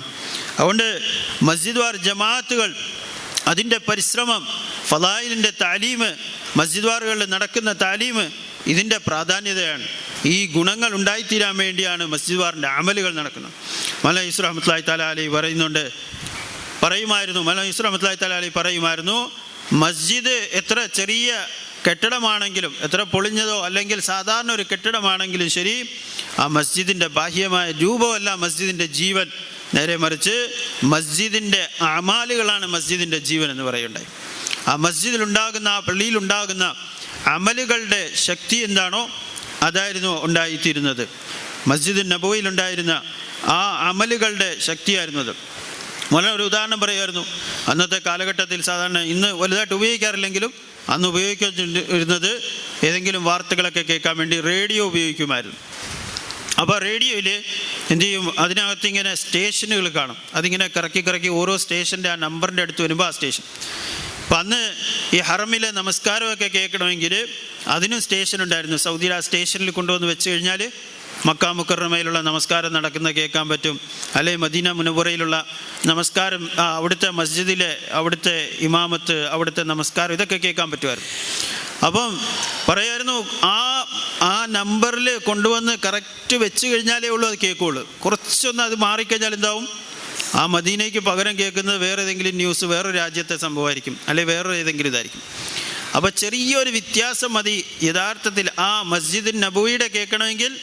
ആ മസ്ജിദ് നബവിയുടെ സ്റ്റേഷൻ ഏതാണോ അതിൽ തന്നെ കറക്റ്റ് ആ നമ്പറിൻ്റെ അവിടെ തന്നെ ചെറിയ വ്യത്യാസം പോലും ഇല്ലാതെ കൊണ്ടുവന്ന് വെക്കണം. ആ സ്റ്റേഷൻ ട്യൂൺ ചെയ്യണം, അപ്പോഴേ കിട്ടുകയുള്ളൂ. പറഞ്ഞു ഇതേപോലെ തന്നെയാണ് ആ അമാലുകളെ അതേ രീതിയിൽ ട്യൂൺ ചെയ്യുമ്പോഴാണ് ആ ബന്ധം, മസ്ജിദ് നബവിയുമായിട്ടുള്ള ബന്ധവും ആ അമാലുകളുടെ അവർക്ക് കിട്ടിയ തായീദും അള്ളാഹുവിൻ്റെ സഹായവും അള്ളാഹുവിൻ്റെ ശക്തിയുടെ ആ സഹായവും അള്ളാഹുവിൻ്റെ ഭാഗത്തുള്ള അനുഗ്രഹങ്ങളും അതുകൊണ്ടുണ്ടായിത്തീരുന്ന മാറ്റങ്ങളുമെല്ലാം ഉണ്ടാകണമെങ്കിൽ അതേ അമാലിലേക്ക് നമ്മുടെ അമലുകളെയും ട്യൂൺ ചെയ്ത് കഴിഞ്ഞാൽ അതേപോലുള്ള ഗുണങ്ങൾ, ബർക്കത്തുകൾ, ഖൈറുകൾ നമ്മുടെ മസ്ജിദുകളിലും നമ്മുടെ വ്യക്തിപരമായ ജീവിതത്തിലും നമ്മുടെ നാടുകളിലും നമ്മുടെ ഉമ്മത്തിലുമെല്ലാം ലോകത്തും ഉണ്ടായിത്തീരാൻ കാരണമായിത്തീരും എന്ന് മൗലാന യൂസുഫ് റഹ്മത്തുള്ളാഹി തആല അലൈഹി പറയുമായിരുന്നു. അപ്പം മസ്ജിദ് ഖുബായിൽ ബഹുമാനപ്പെട്ട റസൂലുള്ളാഹി സ്വല്ലല്ലാഹു അലൈഹി വസല്ലം വന്നു. അങ്ങനെ ഖുബായിൽ കുറച്ച് താമസിച്ചതിന് ശേഷം പിന്നെ അവിടെ നിന്നും മദീനയിലേക്ക് പുറപ്പെട്ടു ബഹുമാനപ്പെട്ട റസൂലുള്ളാഹി സ്വല്ലല്ലാഹു അലൈഹി വസല്ലം. അങ്ങനെ മദീനയിലേക്ക് പുറപ്പെട്ടു കഴിഞ്ഞപ്പോൾ മദീനക്കാർക്ക് വലിയ സന്തോഷം. നബി തങ്ങൾ ഖുബായിലെത്തി സ്വല്ലല്ലാഹു അലൈഹി വസല്ലം. ഇനി ഖുബായിൽ നിന്നും മദീനയിലേക്ക് പ്രവേശിക്കാൻ പോകാൻ. അതിനു മുമ്പ് മല പറയുണ്ടായി, തലഅൽ ബദ്റു അലൈനാ മിൻ സനിയാത്തിൽ വദാഇ. നബി സല്ലല്ലാഹു അലൈഹി വസല്ലം തങ്ങളെ സ്വീകരിക്കാൻ വേണ്ടി മദീനക്കാരായ കുട്ടികളുമെല്ലാം അവർ പദ്യങ്ങൾ പാടി നബി തങ്ങളെ പുകഴ്ത്തിക്കൊണ്ട് ചന്ദ്രൻ ഉദിച്ച് പ്രകാശിക്കുന്ന പോലെ നബിതങ്ങൾ പ്രകാശിച്ച് മദീന മുനവ്വറയിലേക്ക് വന്നുകൊണ്ടിരിക്കുകയാണെന്നെല്ലാം പറഞ്ഞ് ആ മദീനക്കാരുടെ സന്തോഷം ഭയങ്കര സന്തോഷമായിരുന്നു ബഹുമാനപ്പെട്ട റസൂലുള്ളാഹി സ്വല്ലല്ലാഹു അലൈഹി വസല്ലം തങ്ങളെ സ്വീകരിക്കാൻ. ആ മദീനക്കാർ നബിതങ്ങളെ സ്വീകരിക്കാൻ എത്രയോ വർഷങ്ങൾ കാത്തിരുന്നു. ഇനി 2-3 വർഷം മുമ്പ് സാധാരണ ഹജ്ജിൻ്റെ സന്ദർഭത്തിൽ അറേബ്യൻ നാട്ടിലുള്ള ആളുകളെല്ലാം, പല നാട്ടിൽ നിന്നുള്ള ആളുകൾ മക്കയിലെ മിനായിൽ വന്ന് ഒരുമിച്ച് കൂടുമായിരുന്നു അന്നത്തെ ഹജ്ജിൻ്റെ അവസ്ഥയിൽ. അപ്പോൾ മിനായിൽ ഒരുമിച്ച് കൂടുന്ന സമയത്ത് മദീനയിൽ നിന്നുള്ള 6 ആളുകൾ അവർ ബഹുമാനപ്പെട്ട റസൂലുള്ളാഹി സ്വല്ലല്ലാഹു അലൈഹി വസല്ലം തങ്ങളെ ആ മിനായിൽ വെച്ച്, ആ മലയിടുക്കിൽ വെച്ച് കണ്ടുമുട്ടുകയുണ്ടായി. അവിടെ തങ്ങളോട് സംസാരിച്ചു. അതുവരെ തങ്ങൾ ഹിജ്റത്ത് ചെയ്തിട്ടില്ല, മക്കയിൽ തന്നെയാണ്. അവിടെ വെച്ച് സംസാരിച്ചു. അവർ പറഞ്ഞു, തങ്ങൾ അവരോട് ദീനിൻ്റെ കാര്യം പറഞ്ഞു. നബി സല്ലല്ലാഹു അലൈഹി വസല്ലം തങ്ങളെ ആ കാര്യത്തിൽ നുസ്രത്ത്, ദീനിൻ്റെ വിഷയത്തിൽ നുസ്രത്ത് ചെയ്യുന്ന വിഷയം പറഞ്ഞു. മദീനക്കാരായ ആളുകൾ പറഞ്ഞു, ഞങ്ങൾ തയ്യാറാണ്, ഞങ്ങളൊന്ന് പോയിട്ട് ഞങ്ങളുടെ ആളുകളുമായിട്ട് ആലോചിക്കാൻ ഞങ്ങൾ അതിന് തയ്യാറാണ്. 6 പേര് തിരിച്ചുപോയി പറഞ്ഞു, ഞങ്ങൾ അടുത്ത വർഷം ഇതേ സമയത്ത് ഈ ഹജ്ജിൻ്റെ സമയത്ത് വന്ന് തങ്ങളോട് കണ്ടുമുട്ടാമെന്ന് പറഞ്ഞു. അവർ തിരിച്ചുപോയി മദീനക്കാരെ അവരുടെ നാട്ടുകാരോട് ആലോചിച്ചു. വീണ്ടും കുറേ ആളുകൾ കൂടി വന്നു. നബി തങ്ങൾ സല്ലല്ലാഹു അലൈഹി വസല്ലം തങ്ങളോട് വീണ്ടും ചർച്ച നടത്തി. അടുത്ത വർഷം 72 പേരോളം വന്നു. അവർ തീരുമാനം പറഞ്ഞു, തങ്ങൾ മദീനയിലേക്ക് വരീൻ, ഞങ്ങൾ തയ്യാറാണ് തങ്ങളുടെ കൂടെ നിൽക്കാൻ വേണ്ടി. ഏത് പ്രശ്നങ്ങൾ വന്നാലും, ഏത് രീതിയിലുള്ള പ്രയാസങ്ങളും ബുദ്ധിമുട്ടുകൾ വന്നാലും അതിലെല്ലാം തരണം ചെയ്യാൻ ഞങ്ങൾ തയ്യാറാണ്. അതുകൊണ്ട് തങ്ങൾ മദീനയിലേക്ക് വരീൻ, ഹിജ്റത്ത് ചെയ്ത് വരീൻ എന്ന് അവസാനം നബി സല്ലല്ലാഹു അലൈഹി വസല്ലം തങ്ങളുമായിട്ട് ഒരു കരാറുണ്ടാക്കി. ആ കരാറിൻ്റെ അടിസ്ഥാനത്തിലാണ് പിന്നീട് അള്ളാഹുവിൻ്റെ തീരുമാനം വന്നപ്പോൾ ബഹുമാനപ്പെട്ട റസൂലുള്ളാഹി സ്വല്ലല്ലാഹു അലൈഹി വസല്ലം തങ്ങൾ മദീനയിലേക്ക് ഹിജ്റത്ത് ചെയ്തു. അങ്ങനെ മദീനക്കാരെല്ലാം ഭയങ്കര സന്തോഷത്തിലാണ്. എത്രയോ വർഷം കാത്തിരുന്നതിന് ശേഷം ബഹുമാനപ്പെട്ട റസൂലുള്ളാഹി സ്വല്ലല്ലാഹു അലൈഹി വസല്ലം തങ്ങൾ മദീന മുനവ്വറയിലേക്ക് എത്തുകയാണ്. എല്ലാവരും ആഗ്രഹിച്ചിരുന്നത് തങ്ങൾ എൻ്റെ വീട്ടിൽ വരണം, എൻ്റെ വീട്ടിൽ വരണം. എല്ലാവരും നിർബന്ധം, തങ്ങൾ എൻ്റെ അടുക്കൽ വരീൻ, ഞങ്ങളുടെ അടുക്കൽ വരീൻ, ഇവിടെ വന്ന് താമസിക്കാം തങ്ങൾ എല്ലാവരും. ബഹുമാനപ്പെട്ട റസൂലുള്ളാഹി സ്വല്ലല്ലാഹു അലൈഹി വസല്ലം പറഞ്ഞു, ഒട്ടക ഖുസ്വ എന്ന് പറയുന്ന ഒട്ടകത്തിൻ്റെ മേലായിരുന്നു ബഹുമാനപ്പെട്ട റസൂലുള്ളാഹി സ്വല്ലല്ലാഹു അലൈഹി വസല്ലം യാത്ര ചെയ്തിരുന്നത്. തങ്ങൾ പറഞ്ഞു, ഒട്ടകം എവിടെ വന്നിരിക്കുന്നോ അവിടെ ആയിരിക്കും ഞാൻ ഇറങ്ങുന്നത്, ഞാൻ സ്വന്തമായിട്ട് തീരുമാനിക്കുന്നില്ല, അല്ലാഹു തആല എന്ത് തീരുമാനിക്കുന്നോ അതുകൊണ്ട് ഒട്ടകം എവിടെ വന്നിരിക്കുന്നോ അവിടെ ഞാൻ ഇറങ്ങും. അങ്ങനെ എല്ലാവരും പ്രതീക്ഷിക്കുകയാണ്. ബഹുമാനപ്പെട്ട റസൂലുള്ളാഹി സ്വല്ലല്ലാഹു അലൈഹി വസല്ലം തങ്ങൾ എൻ്റെ അടുക്കിലേക്ക് വരണം, എൻ്റെ വീട്ടിൽ വരണം.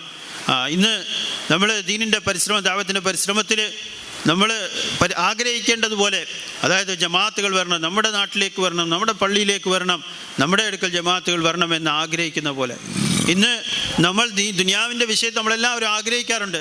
മല പറഞ്ഞു, എല്ലാവരും ആഗ്രഹിക്കും എൻ്റെ മകന് ദുബൈയിൽ നല്ലൊരു ജോലി കിട്ടണം, എൻ്റെ കുടുംബത്തിൽ എൻ്റെ മകൻ എന്ത് ചെയ്യണം, ഖത്തറിൽ അല്ലെങ്കിൽ കുവൈത്തിൽ അല്ലെങ്കിൽ എവിടെയെങ്കിലും നല്ലൊരു സ്ഥലത്ത് നല്ല ജോലി കിട്ടണം എന്നെല്ലാവരും ആഗ്രഹിക്കുകയും അതിനുവേണ്ടി ദുആ ചെയ്യുകയും പരിശ്രമിക്കുകയും ദുആ ചെയ്യിപ്പിക്കുകയും എല്ലാം ചെയ്യാറുണ്ട്. ഇതേപോലെ മദീനക്കാർ ആഗ്രഹിച്ചത് അള്ളാഹുവിൻ്റെ റസൂൽ സല്ലല്ലാഹു അലൈഹി വസല്ലം എൻ്റെ വീട്ടിലേക്ക് വരണം, എൻ്റെ അടുക്കിലേക്ക് വരണം എന്നാഗ്രഹിച്ചു. അവസാനം അള്ളാഹുവിൻ്റെ തീരുമാനം, അത് അബൂ അയ്യൂബ് അൽ അൻസാരി റളിയല്ലാഹു തആല അൻഹുവിൻ്റെ വീടിൻ്റെ അടുക്കൽ വന്ന് ആ ഒട്ടകം ഇരുന്നു. ബഹുമാനപ്പെട്ട റസൂലുള്ളാഹി സ്വല്ലല്ലാഹു അലൈഹി വസല്ലം അത് അബൂ അയ്യൂബ് അൽ അൻസാരി റളിയല്ലാഹു തആല അൻഹുവിൻ്റെ അടുക്കൽ അവിടെ ഇറങ്ങിയുണ്ടായി. നബി സല്ലല്ലാഹു അലൈഹി വസല്ലം തങ്ങൾ ചെയ്യുന്ന ദുആ, നമസ്കാരത്തിന് ശേഷം നബി തങ്ങൾ സല്ലല്ലാഹു അലൈഹി വസല്ലം തങ്ങൾ ഈ 3 ദുആ ചെയ്യുമായിരുന്നു പ്രധാനമായിട്ട് എപ്പോഴും. അല്ലാഹുമ്മ അൻതസ്സലാം വമിൻകസ്സലാം തബാറക്ത യാ ദുൽ ജലാലി വൽ ഇക്റാം എന്നുള്ള ദുആ. രണ്ടാമത്തെ അല്ലാഹുമ്മ ലാ മാനിഅ ലിമാ അതൈത വലാ മുഅതി ലിമാ മനാഅത. അതുപോലെ അല്ലാഹുമ്മ അഇന്നി അലാ ദിക്രിക വശുക്രിക എന്ന് പറയുന്ന ഈ ദുആക്കൾ റസൂലുള്ളാഹി സ്വല്ലല്ലാഹു അലൈഹി വസല്ലം തങ്ങൾ ഇടയ്ക്ക് പറഞ്ഞൊരു വിഷയമാണ്. നമസ്കാരങ്ങൾക്ക് ശേഷം തങ്ങൾ പറയുമായിരുന്നു. അപ്പോൾ അങ്ങനെ നബി സല്ലല്ലാഹു അലൈഹി വസല്ലം അവിടെ വന്നു, മദീനയിൽ വന്നു, ഇറങ്ങി. പിന്നെ മസ്ജിദുൻ നബവിയുടെ തയ്യാറെടുപ്പുകൾ നടന്നു, അതെല്ലാം ചെയ്തു. പക്ഷേ ഒരു പ്രധാനപ്പെട്ട വിഷയം നമ്മൾ പറഞ്ഞു വന്ന വിഷയം എന്താണെന്ന് വെച്ചാൽ, മദീനയിലുണ്ടായിരുന്ന ഒരു വലിയ പ്രശ്നം എന്തായിരുന്നു എന്ന് വെച്ചാൽ, ഔസ് ഖസ്റജിൻ്റെ തമ്മിലുള്ള വലിയ യുദ്ധവും വലിയ ശത്രുതയും. ഈ ഒരു ഭയങ്കരമായ ശത്രുത നടന്നുകൊണ്ടിരുന്നു. അപ്പോൾ ഇത് വലിയൊരു പ്രശ്നമായിരുന്നു. പക്ഷേ ആ നബി സല്ലല്ലാഹു അലൈഹി വസല്ലം തങ്ങൾ അവിടെ വന്ന് ആ പ്രശ്നം പരിഹരിക്കുക എന്ന് പറഞ്ഞാൽ, സാധാരണ രീതിയിൽ നോക്കിയാൽ എത്രയോ തലമുറകളായിട്ട് നടന്നുകൊണ്ടിരുന്ന ആ യുദ്ധം, ആ ശത്രുത, അത് പെട്ടെന്ന് അങ്ങനെ പരിഹരിക്കാൻ പറ്റുന്നൊരു കാര്യമല്ലായിരുന്നു.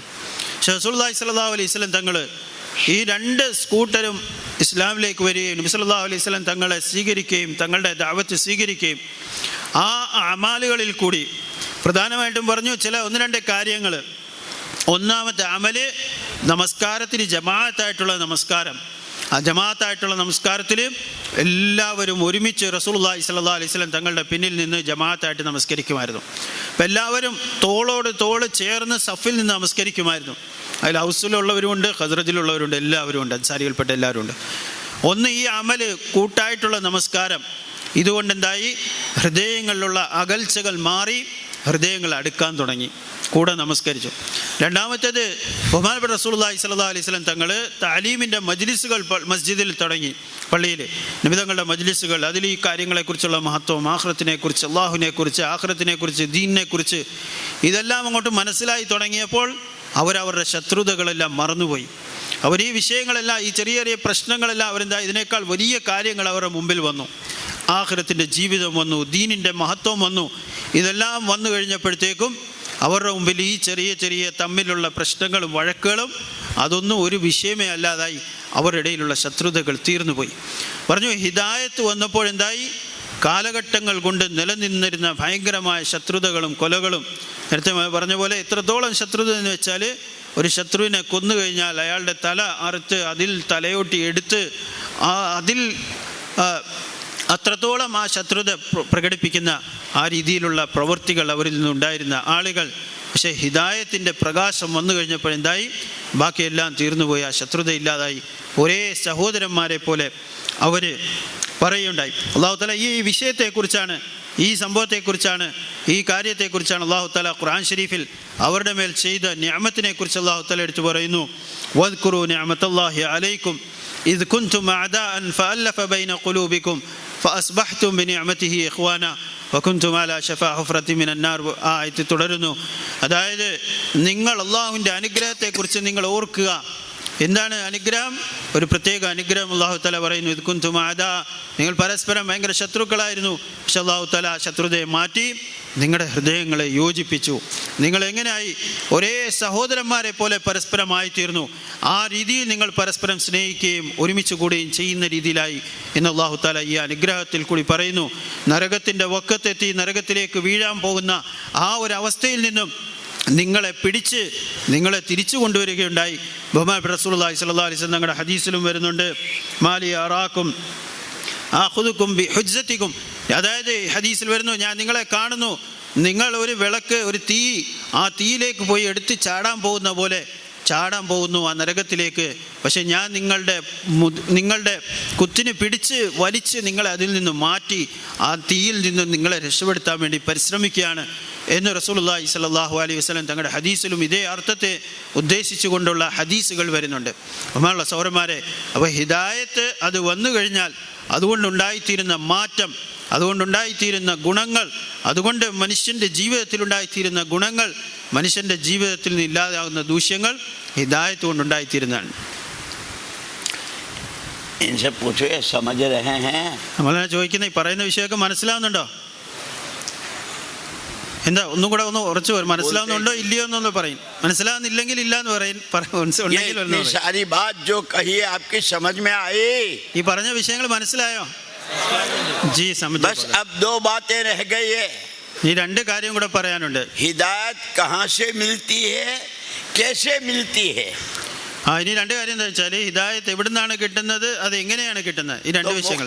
इतना समझ लो कि हुजूर अकरम सल्लल्लाहु अलैहि वसल्लम ने अपने चचा हजरत अबू तालिब, उनके जो एहसानात थे और शुरू में बहुत साथ दिया था, आखिर तक उनकी हिदायत के लिए आपने कोशिश की थी, मरते मरते कलमा पढ़ ले, लेकिन अल्लाह पाक ने फरमाया इन्नका ला तहदी मन अहबब.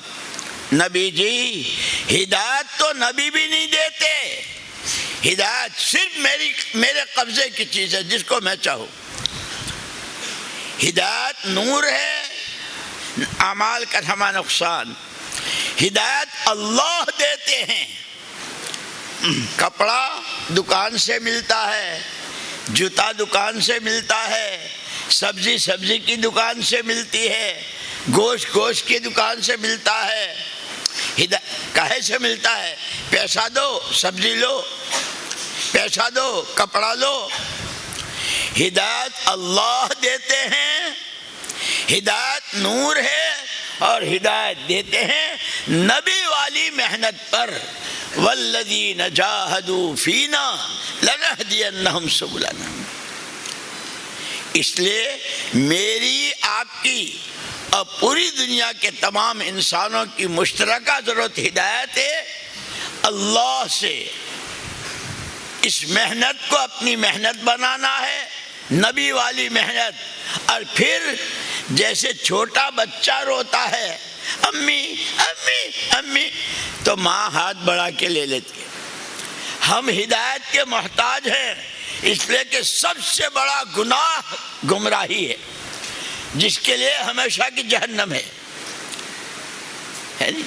अल्लाह उससे बचाए, हिदायत दे, उसके लिए हिदायत अल्लाह देंगे, मेहनत नबी वाली करेंगे. ये जो सारी मेहनत मस्जिद वार जमात, गश्तें, तालीम, फिर बताएंगे इंशाअल्लाह जमातों में. और रो रो के अल्लाह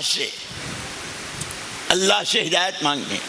जैसे बच्चा अम्मी अम्मी करता है और माँ हाथ फैला के ले लेती है, जब बंदा या बंदी रोक, ए अल्लाह हमें हिदायत दे, ए अल्लाह हमें गुमराही से बचा ले, फिर अल्लाह उनकी चुलियों में हिदायत.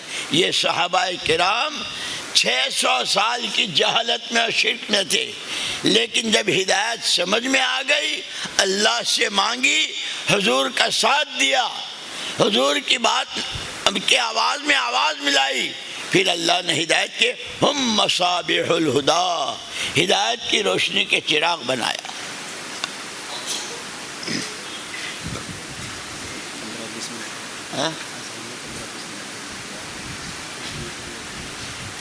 बस यही मेरे जहन में भी അതുകൊണ്ട് രണ്ട് വിഷയങ്ങൾ, സമയം കുറവാണ്, ചുരുക്കി പറയുകയാണ്. ഒന്ന്, ഹിദായത്ത് എവിടെ നിന്ന് കിട്ടുന്നു, ഹിദായത്ത് എവിടെ നിന്നാണ് കിട്ടുന്നത്, എങ്ങനെയാണ് കിട്ടുന്നത്, ഈ രണ്ട് കാര്യങ്ങളാണ്. ഒന്ന്, ഹിദായത്ത് അള്ളാഹുവിൻ്റെ കയ്യിലാണ്. ബഹുമാനപ്പെട്ട റസൂലുള്ളാഹി സ്വല്ലല്ലാഹു അലൈഹി വസല്ലം തങ്ങൾ വളരെ ആഗ്രഹിച്ചിരുന്നതാണ് തങ്ങളുടെ മൂത്താപ്പ അബൂ താലിബിന് ഹിദായത്ത് കിട്ടണമെന്ന്. തങ്ങൾ കുറേ പരിശ്രമിച്ചു. അവസാനം അദ്ദേഹത്തിൻ്റെ മരണസമയം വരെ തങ്ങൾ പരിശ്രമിച്ചു. പക്ഷേ ഹിദായത്ത് കിട്ടിയില്ല. കാരണം അള്ളാഹു തആല പറഞ്ഞു, തങ്ങൾ ഉദ്ദേശിക്കുന്നവർക്കല്ല തങ്ങൾക്ക് ഹിദായത്ത് കൊടുക്കാൻ പറ്റുന്നത്, അള്ളാഹുവിൻ്റെ തീരുമാനം വരണം. ഒന്ന്, ഹിദായത്ത് അള്ളാഹുവിൻ്റെ അടുക്കൽ നിന്നാണ് വരുന്നത്. രണ്ടാമത്തേത്, കിട്ടാനുള്ള വഴി എന്താണ്? അത് ദഅവത്തിൻ്റെ പരിശ്രമമാണ്. ഈ അമലുകളെല്ലാം, ദഅവത്തിൻ്റെ മുബാറക്കായ ഈ പരിശ്രമങ്ങളെല്ലാം, ഈ അമല്, ഗസ്റ്റ്, മുലാഖാത്തുകൾ, ഈ പരിശ്രമങ്ങളെല്ലാം ഹിദായത്ത് കിട്ടാൻ വേണ്ടിയുള്ള പരിശ്രമങ്ങളാണ്. അപ്പോൾ ഒന്ന്, കിട്ടേണ്ടത് അള്ളാഹുവിൻ്റെ അടുക്കൽ നിന്നാണ്. രണ്ട്, അള്ളാഹു തആല കൊടുക്കുന്നത് ദഅവത്തിൻ്റെ പരിശ്രമത്തിൻ്റെ അടിസ്ഥാനത്തിലാണ് കൊടുക്കുന്നത്. അപ്പോൾ ആര് പരിശ്രമിച്ചു? സഹാബാക്കൾ റളിയല്ലാഹു തആല അൻഹും അജ്മഈൻ. അവരുടെ മുമ്പുണ്ടായിരുന്ന അവസ്ഥ എന്തായിരുന്നു? പക്ഷേ ദഅവത്ത് വന്നു, അതിനെ ഉൾക്കൊണ്ടു, അതിനെ സ്വീകരിച്ചു, ആ പരിശ്രമത്തിന് വേണ്ടി തയ്യാറായി. അള്ളാഹു തആല അവർക്ക് ഹിദായത്തിൻ്റെ ഉയർന്ന അവസ്ഥകളിലേക്ക് എത്തിച്ചു. പിന്നെ ഒന്ന്, നമ്മൾ അള്ളാഹുവിനോട് ചോദിക്കുക, നമ്മൾ അള്ളാഹുവിൻ്റെ മുമ്പിൽ കരയുക ഹിദായത്തിന് വേണ്ടി. കാരണം ഇത്രയും വിലപ്പെട്ട വസ്തുവാണ്. നമ്മളെല്ലാവരും അതിലേക്ക് ആവശ്യക്കാരാണ്. മുഴുവൻ മനുഷ്യരും ആവശ്യക്കാരാണ്. എല്ലാ സമയത്തും ആവശ്യക്കാരാണ്. അതുകൊണ്ട് അള്ളാഹുവിനോട് നമ്മൾ കരഞ്ഞ് ദുആ ചെയ്യുക. എപ്രകാരം ഒരു കുഞ്ഞ് തൻ്റെ ഉമ്മയുടെ അടുക്കൽ ഉമ്മ എന്ന് പറഞ്ഞ് കരയുന്നോ, ആ ഉമ്മയ്ക്ക് മനസ്സിൽ ആ കുഞ്ഞിനോടുള്ള സ്നേഹമുണ്ടാകുന്നു. ആ ഉമ്മ ഓടി വരുന്നു, ആ കുഞ്ഞിനെ എടുക്കുന്നു, അതിൻ്റെ ആവശ്യം പൂർത്തീകരിക്കുന്നു. അതിനെന്താണ് വേണ്ടത്? ആഹാരം വേണമെങ്കിൽ ആഹാരം കൊടുക്കുന്നു, എന്ത് വേണോ അത് കൊടുക്കുന്നു. ഇതേപോലെ സൃഷ്ടികളോട് വളരെ ദയയുള്ള, കരുണയുള്ള അള്ളാഹു സുബ്ഹാനഹു വ തആല ഒരടിമ അള്ളാഹുവിൻ്റെ മുമ്പിൽ കരയുകയും ദുആ ചെയ്യുകയും ആവശ്യപ്പെടുകയും ഹിദായത്ത് ചോദിക്കുകയും എല്ലാം ചെയ്തു കഴിഞ്ഞാൽ അള്ളാഹു തആല തീർച്ചയായിട്ടും അവർക്ക് ഹിദായത്ത് കൊടുക്കും. അപ്പം അതുകൊണ്ട് ഹിദായത്ത് കിട്ടാനുള്ള വഴി അള്ളാഹുവിൽ നിന്നാണ് കിട്ടേണ്ടത്. ആ ദഅവത്തിൻ്റെ പരിശ്രമവും അള്ളാഹുവിനുള്ള ദുആയും ഇതിൽ കൂടിയാണ് നമ്മൾ കരസ്ഥമാക്കേണ്ടത്. അള്ളാഹു തആല അമൽ ചെയ്യാൻ, മനസ്സിലാക്കാൻ, അമൽ ചെയ്യാൻ നമുക്കെല്ലാം തൗഫീഖ് നൽകി അനുഗ്രഹിക്കട്ടെ.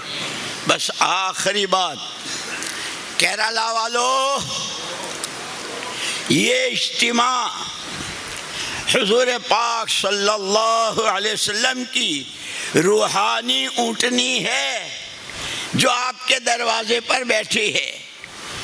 क़यामत तक हज़रत अबू अय्यूब अंसारी रज़ी अल्लाह तआला को हुजूर का मेज़बान कहा जाएगा.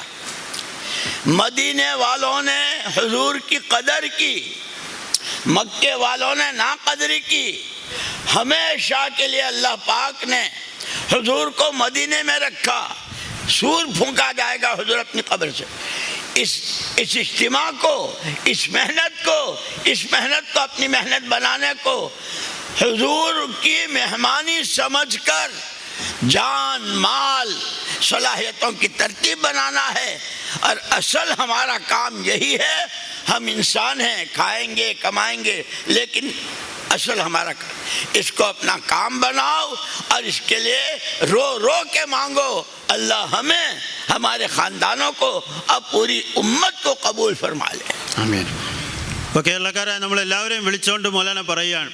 ഇതേപോലെ തന്നെ പ്രകാരം ബഹുമാനപ്പെട്ട റസൂലുള്ളാഹി സ്വല്ലല്ലാഹു അലൈഹി വസല്ലം തങ്ങളുടെ ഒട്ടകത്തിൻ്റെ മേൽ പോയി. അവസാനം ആ ഒട്ടകം പോയി അത് അബൂ അയ്യൂബ് അൻസാരി റളിയല്ലാഹു തആല അൻഹുവിൻ്റെ വീടിൻ്റെ മുമ്പിൽ പോയി ഇരിക്കുകയുണ്ടായി.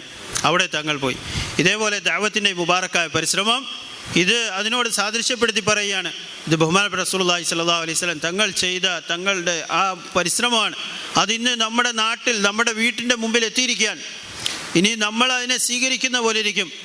ഖിയാമത്ത് വരെ അബൂ അയ്യൂബ് അൽ അൻസാരി റളിയല്ലാഹു തആല അൻഹു റസൂലുള്ളാഹി സ്വല്ലല്ലാഹു അലൈഹി വസല്ലം തങ്ങളുടെ ആതിഥേയനായിട്ട് അറിയപ്പെടുന്നു. ഇതേപോലെ ഈ ദഅവത്തിൻ്റെ പരിശ്രമം ഇന്ന് നമ്മുടെ നാട്ടിൽ, നമ്മുടെ മുമ്പിൽ, നമ്മുടെ അടുക്കൽ, നമ്മുടെ വീട്ടിൻ്റെ മുമ്പിൽ എത്തിയിരിക്കുകയാണ്. ഇത് നമ്മൾ ഏത് രീതിയിൽ അതിൻ്റെ ആതിഥേയരായിക്കൊണ്ട് അതിനെ സ്വീകരിക്കുമോ, ആ ഉത്തരവാദിത്തം തൻ്റെ മേൽ ഏറ്റെടുക്കുമോ, അത്രത്തോളം അള്ളാഹുവിൻ്റെ ഭാഗത്തുനിന്നുള്ള സഹായം അള്ളാഹു തആല നമ്മളെ കബൂലാക്കും. ബഹുമാനപ്പെട്ട സഹാബാക്കൾ റളിയല്ലാഹു തആല അൻഹും അജ്മഈൻ അവരേറ്റെടുത്തതുപോലെ, അവരിതിനെ എടുത്തതുപോലെ നമ്മളതിനെ ഏറ്റെടുക്കുകയാണെങ്കിൽ ഈ ദീനിൻ്റെ ദഅവത്തിൻ്റെ പരിശ്രമത്തെ, ഇതിനെ നമ്മുടെ ജോലിയാക്കി മാറ്റുക. നമ്മൾക്ക് മറ്റാവശ്യങ്ങളുണ്ട്, കച്ചവടക്കാരാണ്, കൃഷിക്കാരാണ്, പല ഉത്തരവാദിത്തങ്ങളുണ്ട്, കുടുംബമുണ്ട്, അതൊന്നും വേണ്ടെന്നല്ല. പക്ഷേ ഇതെല്ലാം ചെയ്യുന്നതിനോടുകൂടി ഓരോ ഉമ്മത്തിയും, ഓരോ വ്യക്തിയും റസൂലുള്ളാഹി സ്വല്ലല്ലാഹു അലൈഹി വസല്ലം തങ്ങളുടെ ആ ഉത്തരവാദിത്തത്തെ, അതിനെ ഏറ്റെടുക്കുന്നവരായി കഴിഞ്ഞാൽ അതേ രീതിയിലുള്ള സഹായവും ബർക്കത്തും അള്ളാഹുവിൻ്റെ ഭാഗത്ത് നമുക്കുണ്ടാവും. അതുകൊണ്ട് എല്ലാവരും തയ്യാറല്ല ഇൻഷാ അല്ലാഹ്, ഉത്തരവാദിത്തം ഏറ്റെടുത്തുകൊണ്ട് പോകാൻ വേണ്ടി ഇൻഷാ അല്ലാഹ്. مانگو دعا. حضور اکرم صلی اللہ علیہ وسلم دعوت کے بھی نبی تھے, دعاؤں کے بھی نبی تھے, اور اس لیے محنت بھی کرنی ہے, دعائیں بھی مانگنی ہیں. محنت بھی کرنی ہے, دعائیں بھی مانگنی ہیں. مانگو دعا. അപ്പോൾ ഇൻഷാ അല്ലാഹ് ദുആ ചെയ്യാം. ഇൻഷാ അല്ലാഹ് നമ്മൾ പരിശ്രമവും ചെയ്യണം, ദുആയും ചെയ്യണം. ധാരാളം ആളുകൾ അവർ ദുആയുടെ മജ്ലിസിൽ ദുആ ചെയ്യണം. മക്കളുടെ ഇതിനു വേണ്ടി, മരണപ്പെട്ട മാതാപിതാക്കൾക്ക് വേണ്ടി, എല്ലാവർക്കും വേണ്ടി ദുആ ചെയ്യാൻ വേണ്ടി ധാരാളം ആളുകൾ വസിയത്ത് ചെയ്തിട്ടുണ്ട്. ഇൻഷാ അല്ലാഹ് ദുആയിൽ അതെല്ലാം ആ എല്ലാ ഉദ്ദേശത്തോടു കൂടിയായിരിക്കും ദുആ ചെയ്യുന്നത്. നമ്മൾ അവർക്ക് വേണ്ടി, എല്ലാവർക്കും വേണ്ടി ദുആ صلی اللہ علیہ وسلم نے فرمایا جب دعا مانگو قبول ہونے کے یقین کے ساتھ مانگو. غافل دعا, دل کی دعا اللہ قبول نہیں کرتے. متوجہ ہو کر സല്ലല്ലാഹു അലൈഹി വസല്ലം തങ്ങളുടെ ഹദീസിൽ വരുന്നുണ്ട്, ദുആ ചെയ്യുമ്പോൾ അത് അല്ലാഹു തആല സ്വീകരിക്കുക എന്നുള്ള ഉറപ്പോടുകൂടി ദുആ ചെയ്യണം. അതുപോലെ ഗാഫിലായിട്ട് ദുആ ചെയ്യാൻ പാടില്ല, അശ്രദ്ധമായിട്ടല്ല, അള്ളാഹുലേക്ക് തിരിഞ്ഞ്, മനസ്സുകൊണ്ട് അള്ളാഹുലേക്ക് തിരിഞ്ഞ് ആ യഖീനോട് കൂടി ദുആ ചെയ്യുക. അല്ലാഹു തആല അമൽ ചെയ്യാൻ ദുആ. سبحانك اللهم وبحمدك وتبارك اسمك وتعالى جدك ولا إله غيرك. سبحانك اللهم وبحمدك نشهد أن لا إله إلا أنت نستغفرك ونتوب إليك. بیٹھے رہو نا. اللهم لك الحمد حمدا دائما مع دوامك, ولك الحمد حمدا خالدا مع خلودك, ولك الحمد حمدا لا منتهى له دون مشيتك, ولك الحمد حمدا لا يريد قائله إلا رضاك, ولك الحمد حمدا لا يريد قائله إلا رضاك, ولك الحمد حمدا عند كل طرفة عين وتنفس كل نفس. اللهم لك الحمد في بلائك وصنيعك إلى خلقك, ولك الحمد في بلائك وصنيعك إلى أهل بيوتنا, ولك الحمد في بلائك وصنيعك إلى أنفسنا خاصة, ولك الحمد بما هديتنا, ولك الحمد بما أكرمتنا, ولك الحمد بما سترتنا, ولك الحمد بالقرآن, ولك الحمد بالأهل والمال, ولك الحمد بالمعافات, ولك الحمد حتى ترضى, ولك الحمد إذا رضيت يا أهل التقوى وأهل المغفرة. اللهم صل على محمد وعلى آل محمد كما صليت على إبراهيم وعلى آل إبراهيم إنك حميد مجيد. اللهم بارك على محمد وعلى آل محمد كما باركت على إبراهيم وعلى آل إبراهيم إنك حميد مجيد. اللهم إنا ندعوك الله وندعوك الرحمن وندعوك البر الرحيم وندعوك بأسمائك الحسنى كلها. نشهد أن لا إله إلا أنت وحدك لا شريك لك, ونشهد أن محمدا عبدك ورسولك. يا أول الأولين ويا آخر الآخرين, يا ذا القوة المتين, يا راحم المساكين, يا أرحم الراحمين, يا ذا الجلال والإكرام, يا مجيب دعوة المضطرين. إلهنا وإله إبراهيم وإسحاق ويعقوب, إله جبريل وميكائيل وإسرافيل, نسألك أن تستجيب لنا دعوتنا فإننا مضطرين, وتعصمنا في ديننا, وتنالنا برحمتك فإننا مذنبون, تعصمنا في ديننا فإننا مبتلون, وتنالنا برحمتك فإننا مذنبون, وتنفي عنا الفقر فإننا متمسكين. اللهم إنا نسألك الهدى والتقى والعفاف والغنى. ربنا ظلمنا أنفسنا وإن لم تغفر لنا وترحمنا لنكونن من الخاسرين. ربنا إننا آمنا فاغفر لنا ذنوبنا وقنا عذاب النار. ربنا وآتنا ما وعدتنا على رسلك ولا تخزنا يوم القيامة. ربنا وآتنا أفضل ما تؤتي عبادك الصالحين. اللهم إنا ضعفاء فقف في رضاك ضعفنا, خذ إلى الخير بنواصينا, واجعل الإسلام منتهى رضائنا. اللهم استر عوراتنا وآمن روعاتنا, اللهم لا تخزنا فإنك بنا عالم ولا تعذبنا فإنك علينا قادر. اللهم لا سهل إلا ما جعلته سهلا وأنت تجعل الحزن سهلا إذا شئت. لا إله إلا الله الحليم الكريم سبحان الله رب العرش العظيم الحمد لله رب العالمين. نسألك موجبات رحمتك وعزائم مغفرتك والغنيمة من كل بر والسلامة من كل إثم. لا تدع لنا ولا لأحد من أمة محمد صلى الله عليه وسلم ذنبا إلا غفرته ولا هما إلا فرجته وهمنا رضاك الكامل وإيماننا كامل وصلاح آخرتنا وأحوال دنيانا. ولا كربا إلا نفسته ولا ضرا إلا كشفته ولا حاجة من حوائج الدنيا والآخرة هي لك رضا ولنا فيها صلاح إلا قضيتها ويسرتها يا أرحم الراحمين. اللهم إن قلوبنا ونواصينا وجوارحنا بيدك لم تملكنا منها شيئا، فإذا فعلت ذلك بنا فكن أنت ولينا واهدنا إلى سواء السبيل. فكن أنت ولينا واهدنا إلى سواء السبيل. فكن أنت ولينا واهدنا إلى سواء السبيل. اللهم أرنا الحق حقا وارزقنا اتباعه وأرنا الباطل باطلا وارزقنا اجتنابه. یا حی یا قیوم برحمتک نستغیث. پروردگار ہمارے گناہوں کو معاف فرما دے. محمد صلی اللہ علیہ وسلم کی بدر کی رات کی یا حی یا قیوم کا تجھے واسطہ دیتے ہیں. اے اللہ اس امت کے حال پر رحم فرما دے. ہمارے سب کے ماں باپ کی، بھائی بہن بھی بچوں کی، اے اللہ پوری امت کی پوری بخشش فرما دے. تجھے تیرے کرم کا واسطہ، تجھے تیرے فضل کا واسطہ، تجھے تیرے اسماء الحسنی کا واسطہ، تجھے تیرے عرش و کرسی کا واسطہ، تجھے تیرے حبیب کا واسطہ اس امت کے حال پر رحم فرما دے. ایمان و اسلام کی، عقائد کی، عبادات کی، مساجد مدارس خانقاہوں کی، امت کی جانوں کی، مالوں کی، عصمت کی، ابرو کی، امت سے متعلق جتنی چیزیں ہیں اللہ اس کی پوری حفاظت فرما. اس مجمع کا کوئی فرد خالی ہاتھ نہ جائے. پروردگار سب کی جھولیاں بھر دے. جس کی جو جائز ضرورت ہو اے اللہ اس کو پوری فرما دے. ہر طرح کی حیرانی، پریشانی، سرگردانی سے حفاظت فرما. اے اللہ جو ماں باپ اپنی اولاد کی تعلیم و تربیت اور ان کے رشتے اور شادیوں کے لیے فکر مند ہیں، اور جہاں اس وقت میں اے اللہ ہمارے بچوں کے نکاح ہو رہے ہیں اس میں بھرپور برکتیں نصیب فرما، بھرپور مدد فرما.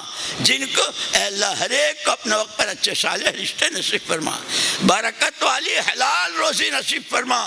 گندی اور حرام روزی سے حفاظت فرما.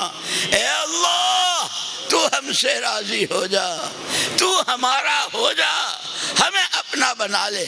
ہمارے اس اجتماع کو، اس کی محنت کرنے والوں کو، اس کو بھلی نظر سے دیکھنے والوں کو، اس میں شرکت کرنے والوں کو، اس میں جس طرح مہمانوں کا اکرام اور جس طرح آنے والوں کا استقبال انہوں نے نبی کی تابعداری میں کیا اس کو قبول فرما لے، قبول فرما لے. ان کی دعاؤں میں ہمارا حصہ فرما، ہماری دعاؤں میں ان کو شامل فرما. ہمارے سب کے ماں باپ، بھائی بہن بھی بچوں کی اے اللہ ددیال و ننیحال کے، اور ربنا اغفر لنا ولاخواننا الذین سبقونا بالایمان ولا تجعل فی قلوبنا غلا للذین آمنوا ربنا انک رؤوف رحیم. اللهم مصرف القلوب صرف قلوبنا على طاعتك یا مقلب القلوب ثبت قلوبنا على دینک. نسألك من خیر ما سألك منه نبیك سیدنا محمد صلی اللہ علیہ وسلم. نعوذ بك من شر ما استعاذك منه نبيك سيدنا محمد صلى الله عليه وسلم. أنت المستعان، عليك البلاغ، ولا حول ولا قوة إلا بك.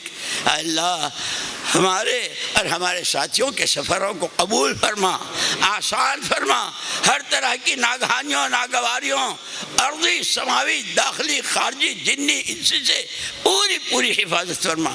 اے اللہ اپنا تعلق، اپنی محبت، اپنا قرب، اپنی معیت، اپنی غیبی مدد شامل حال فرما۔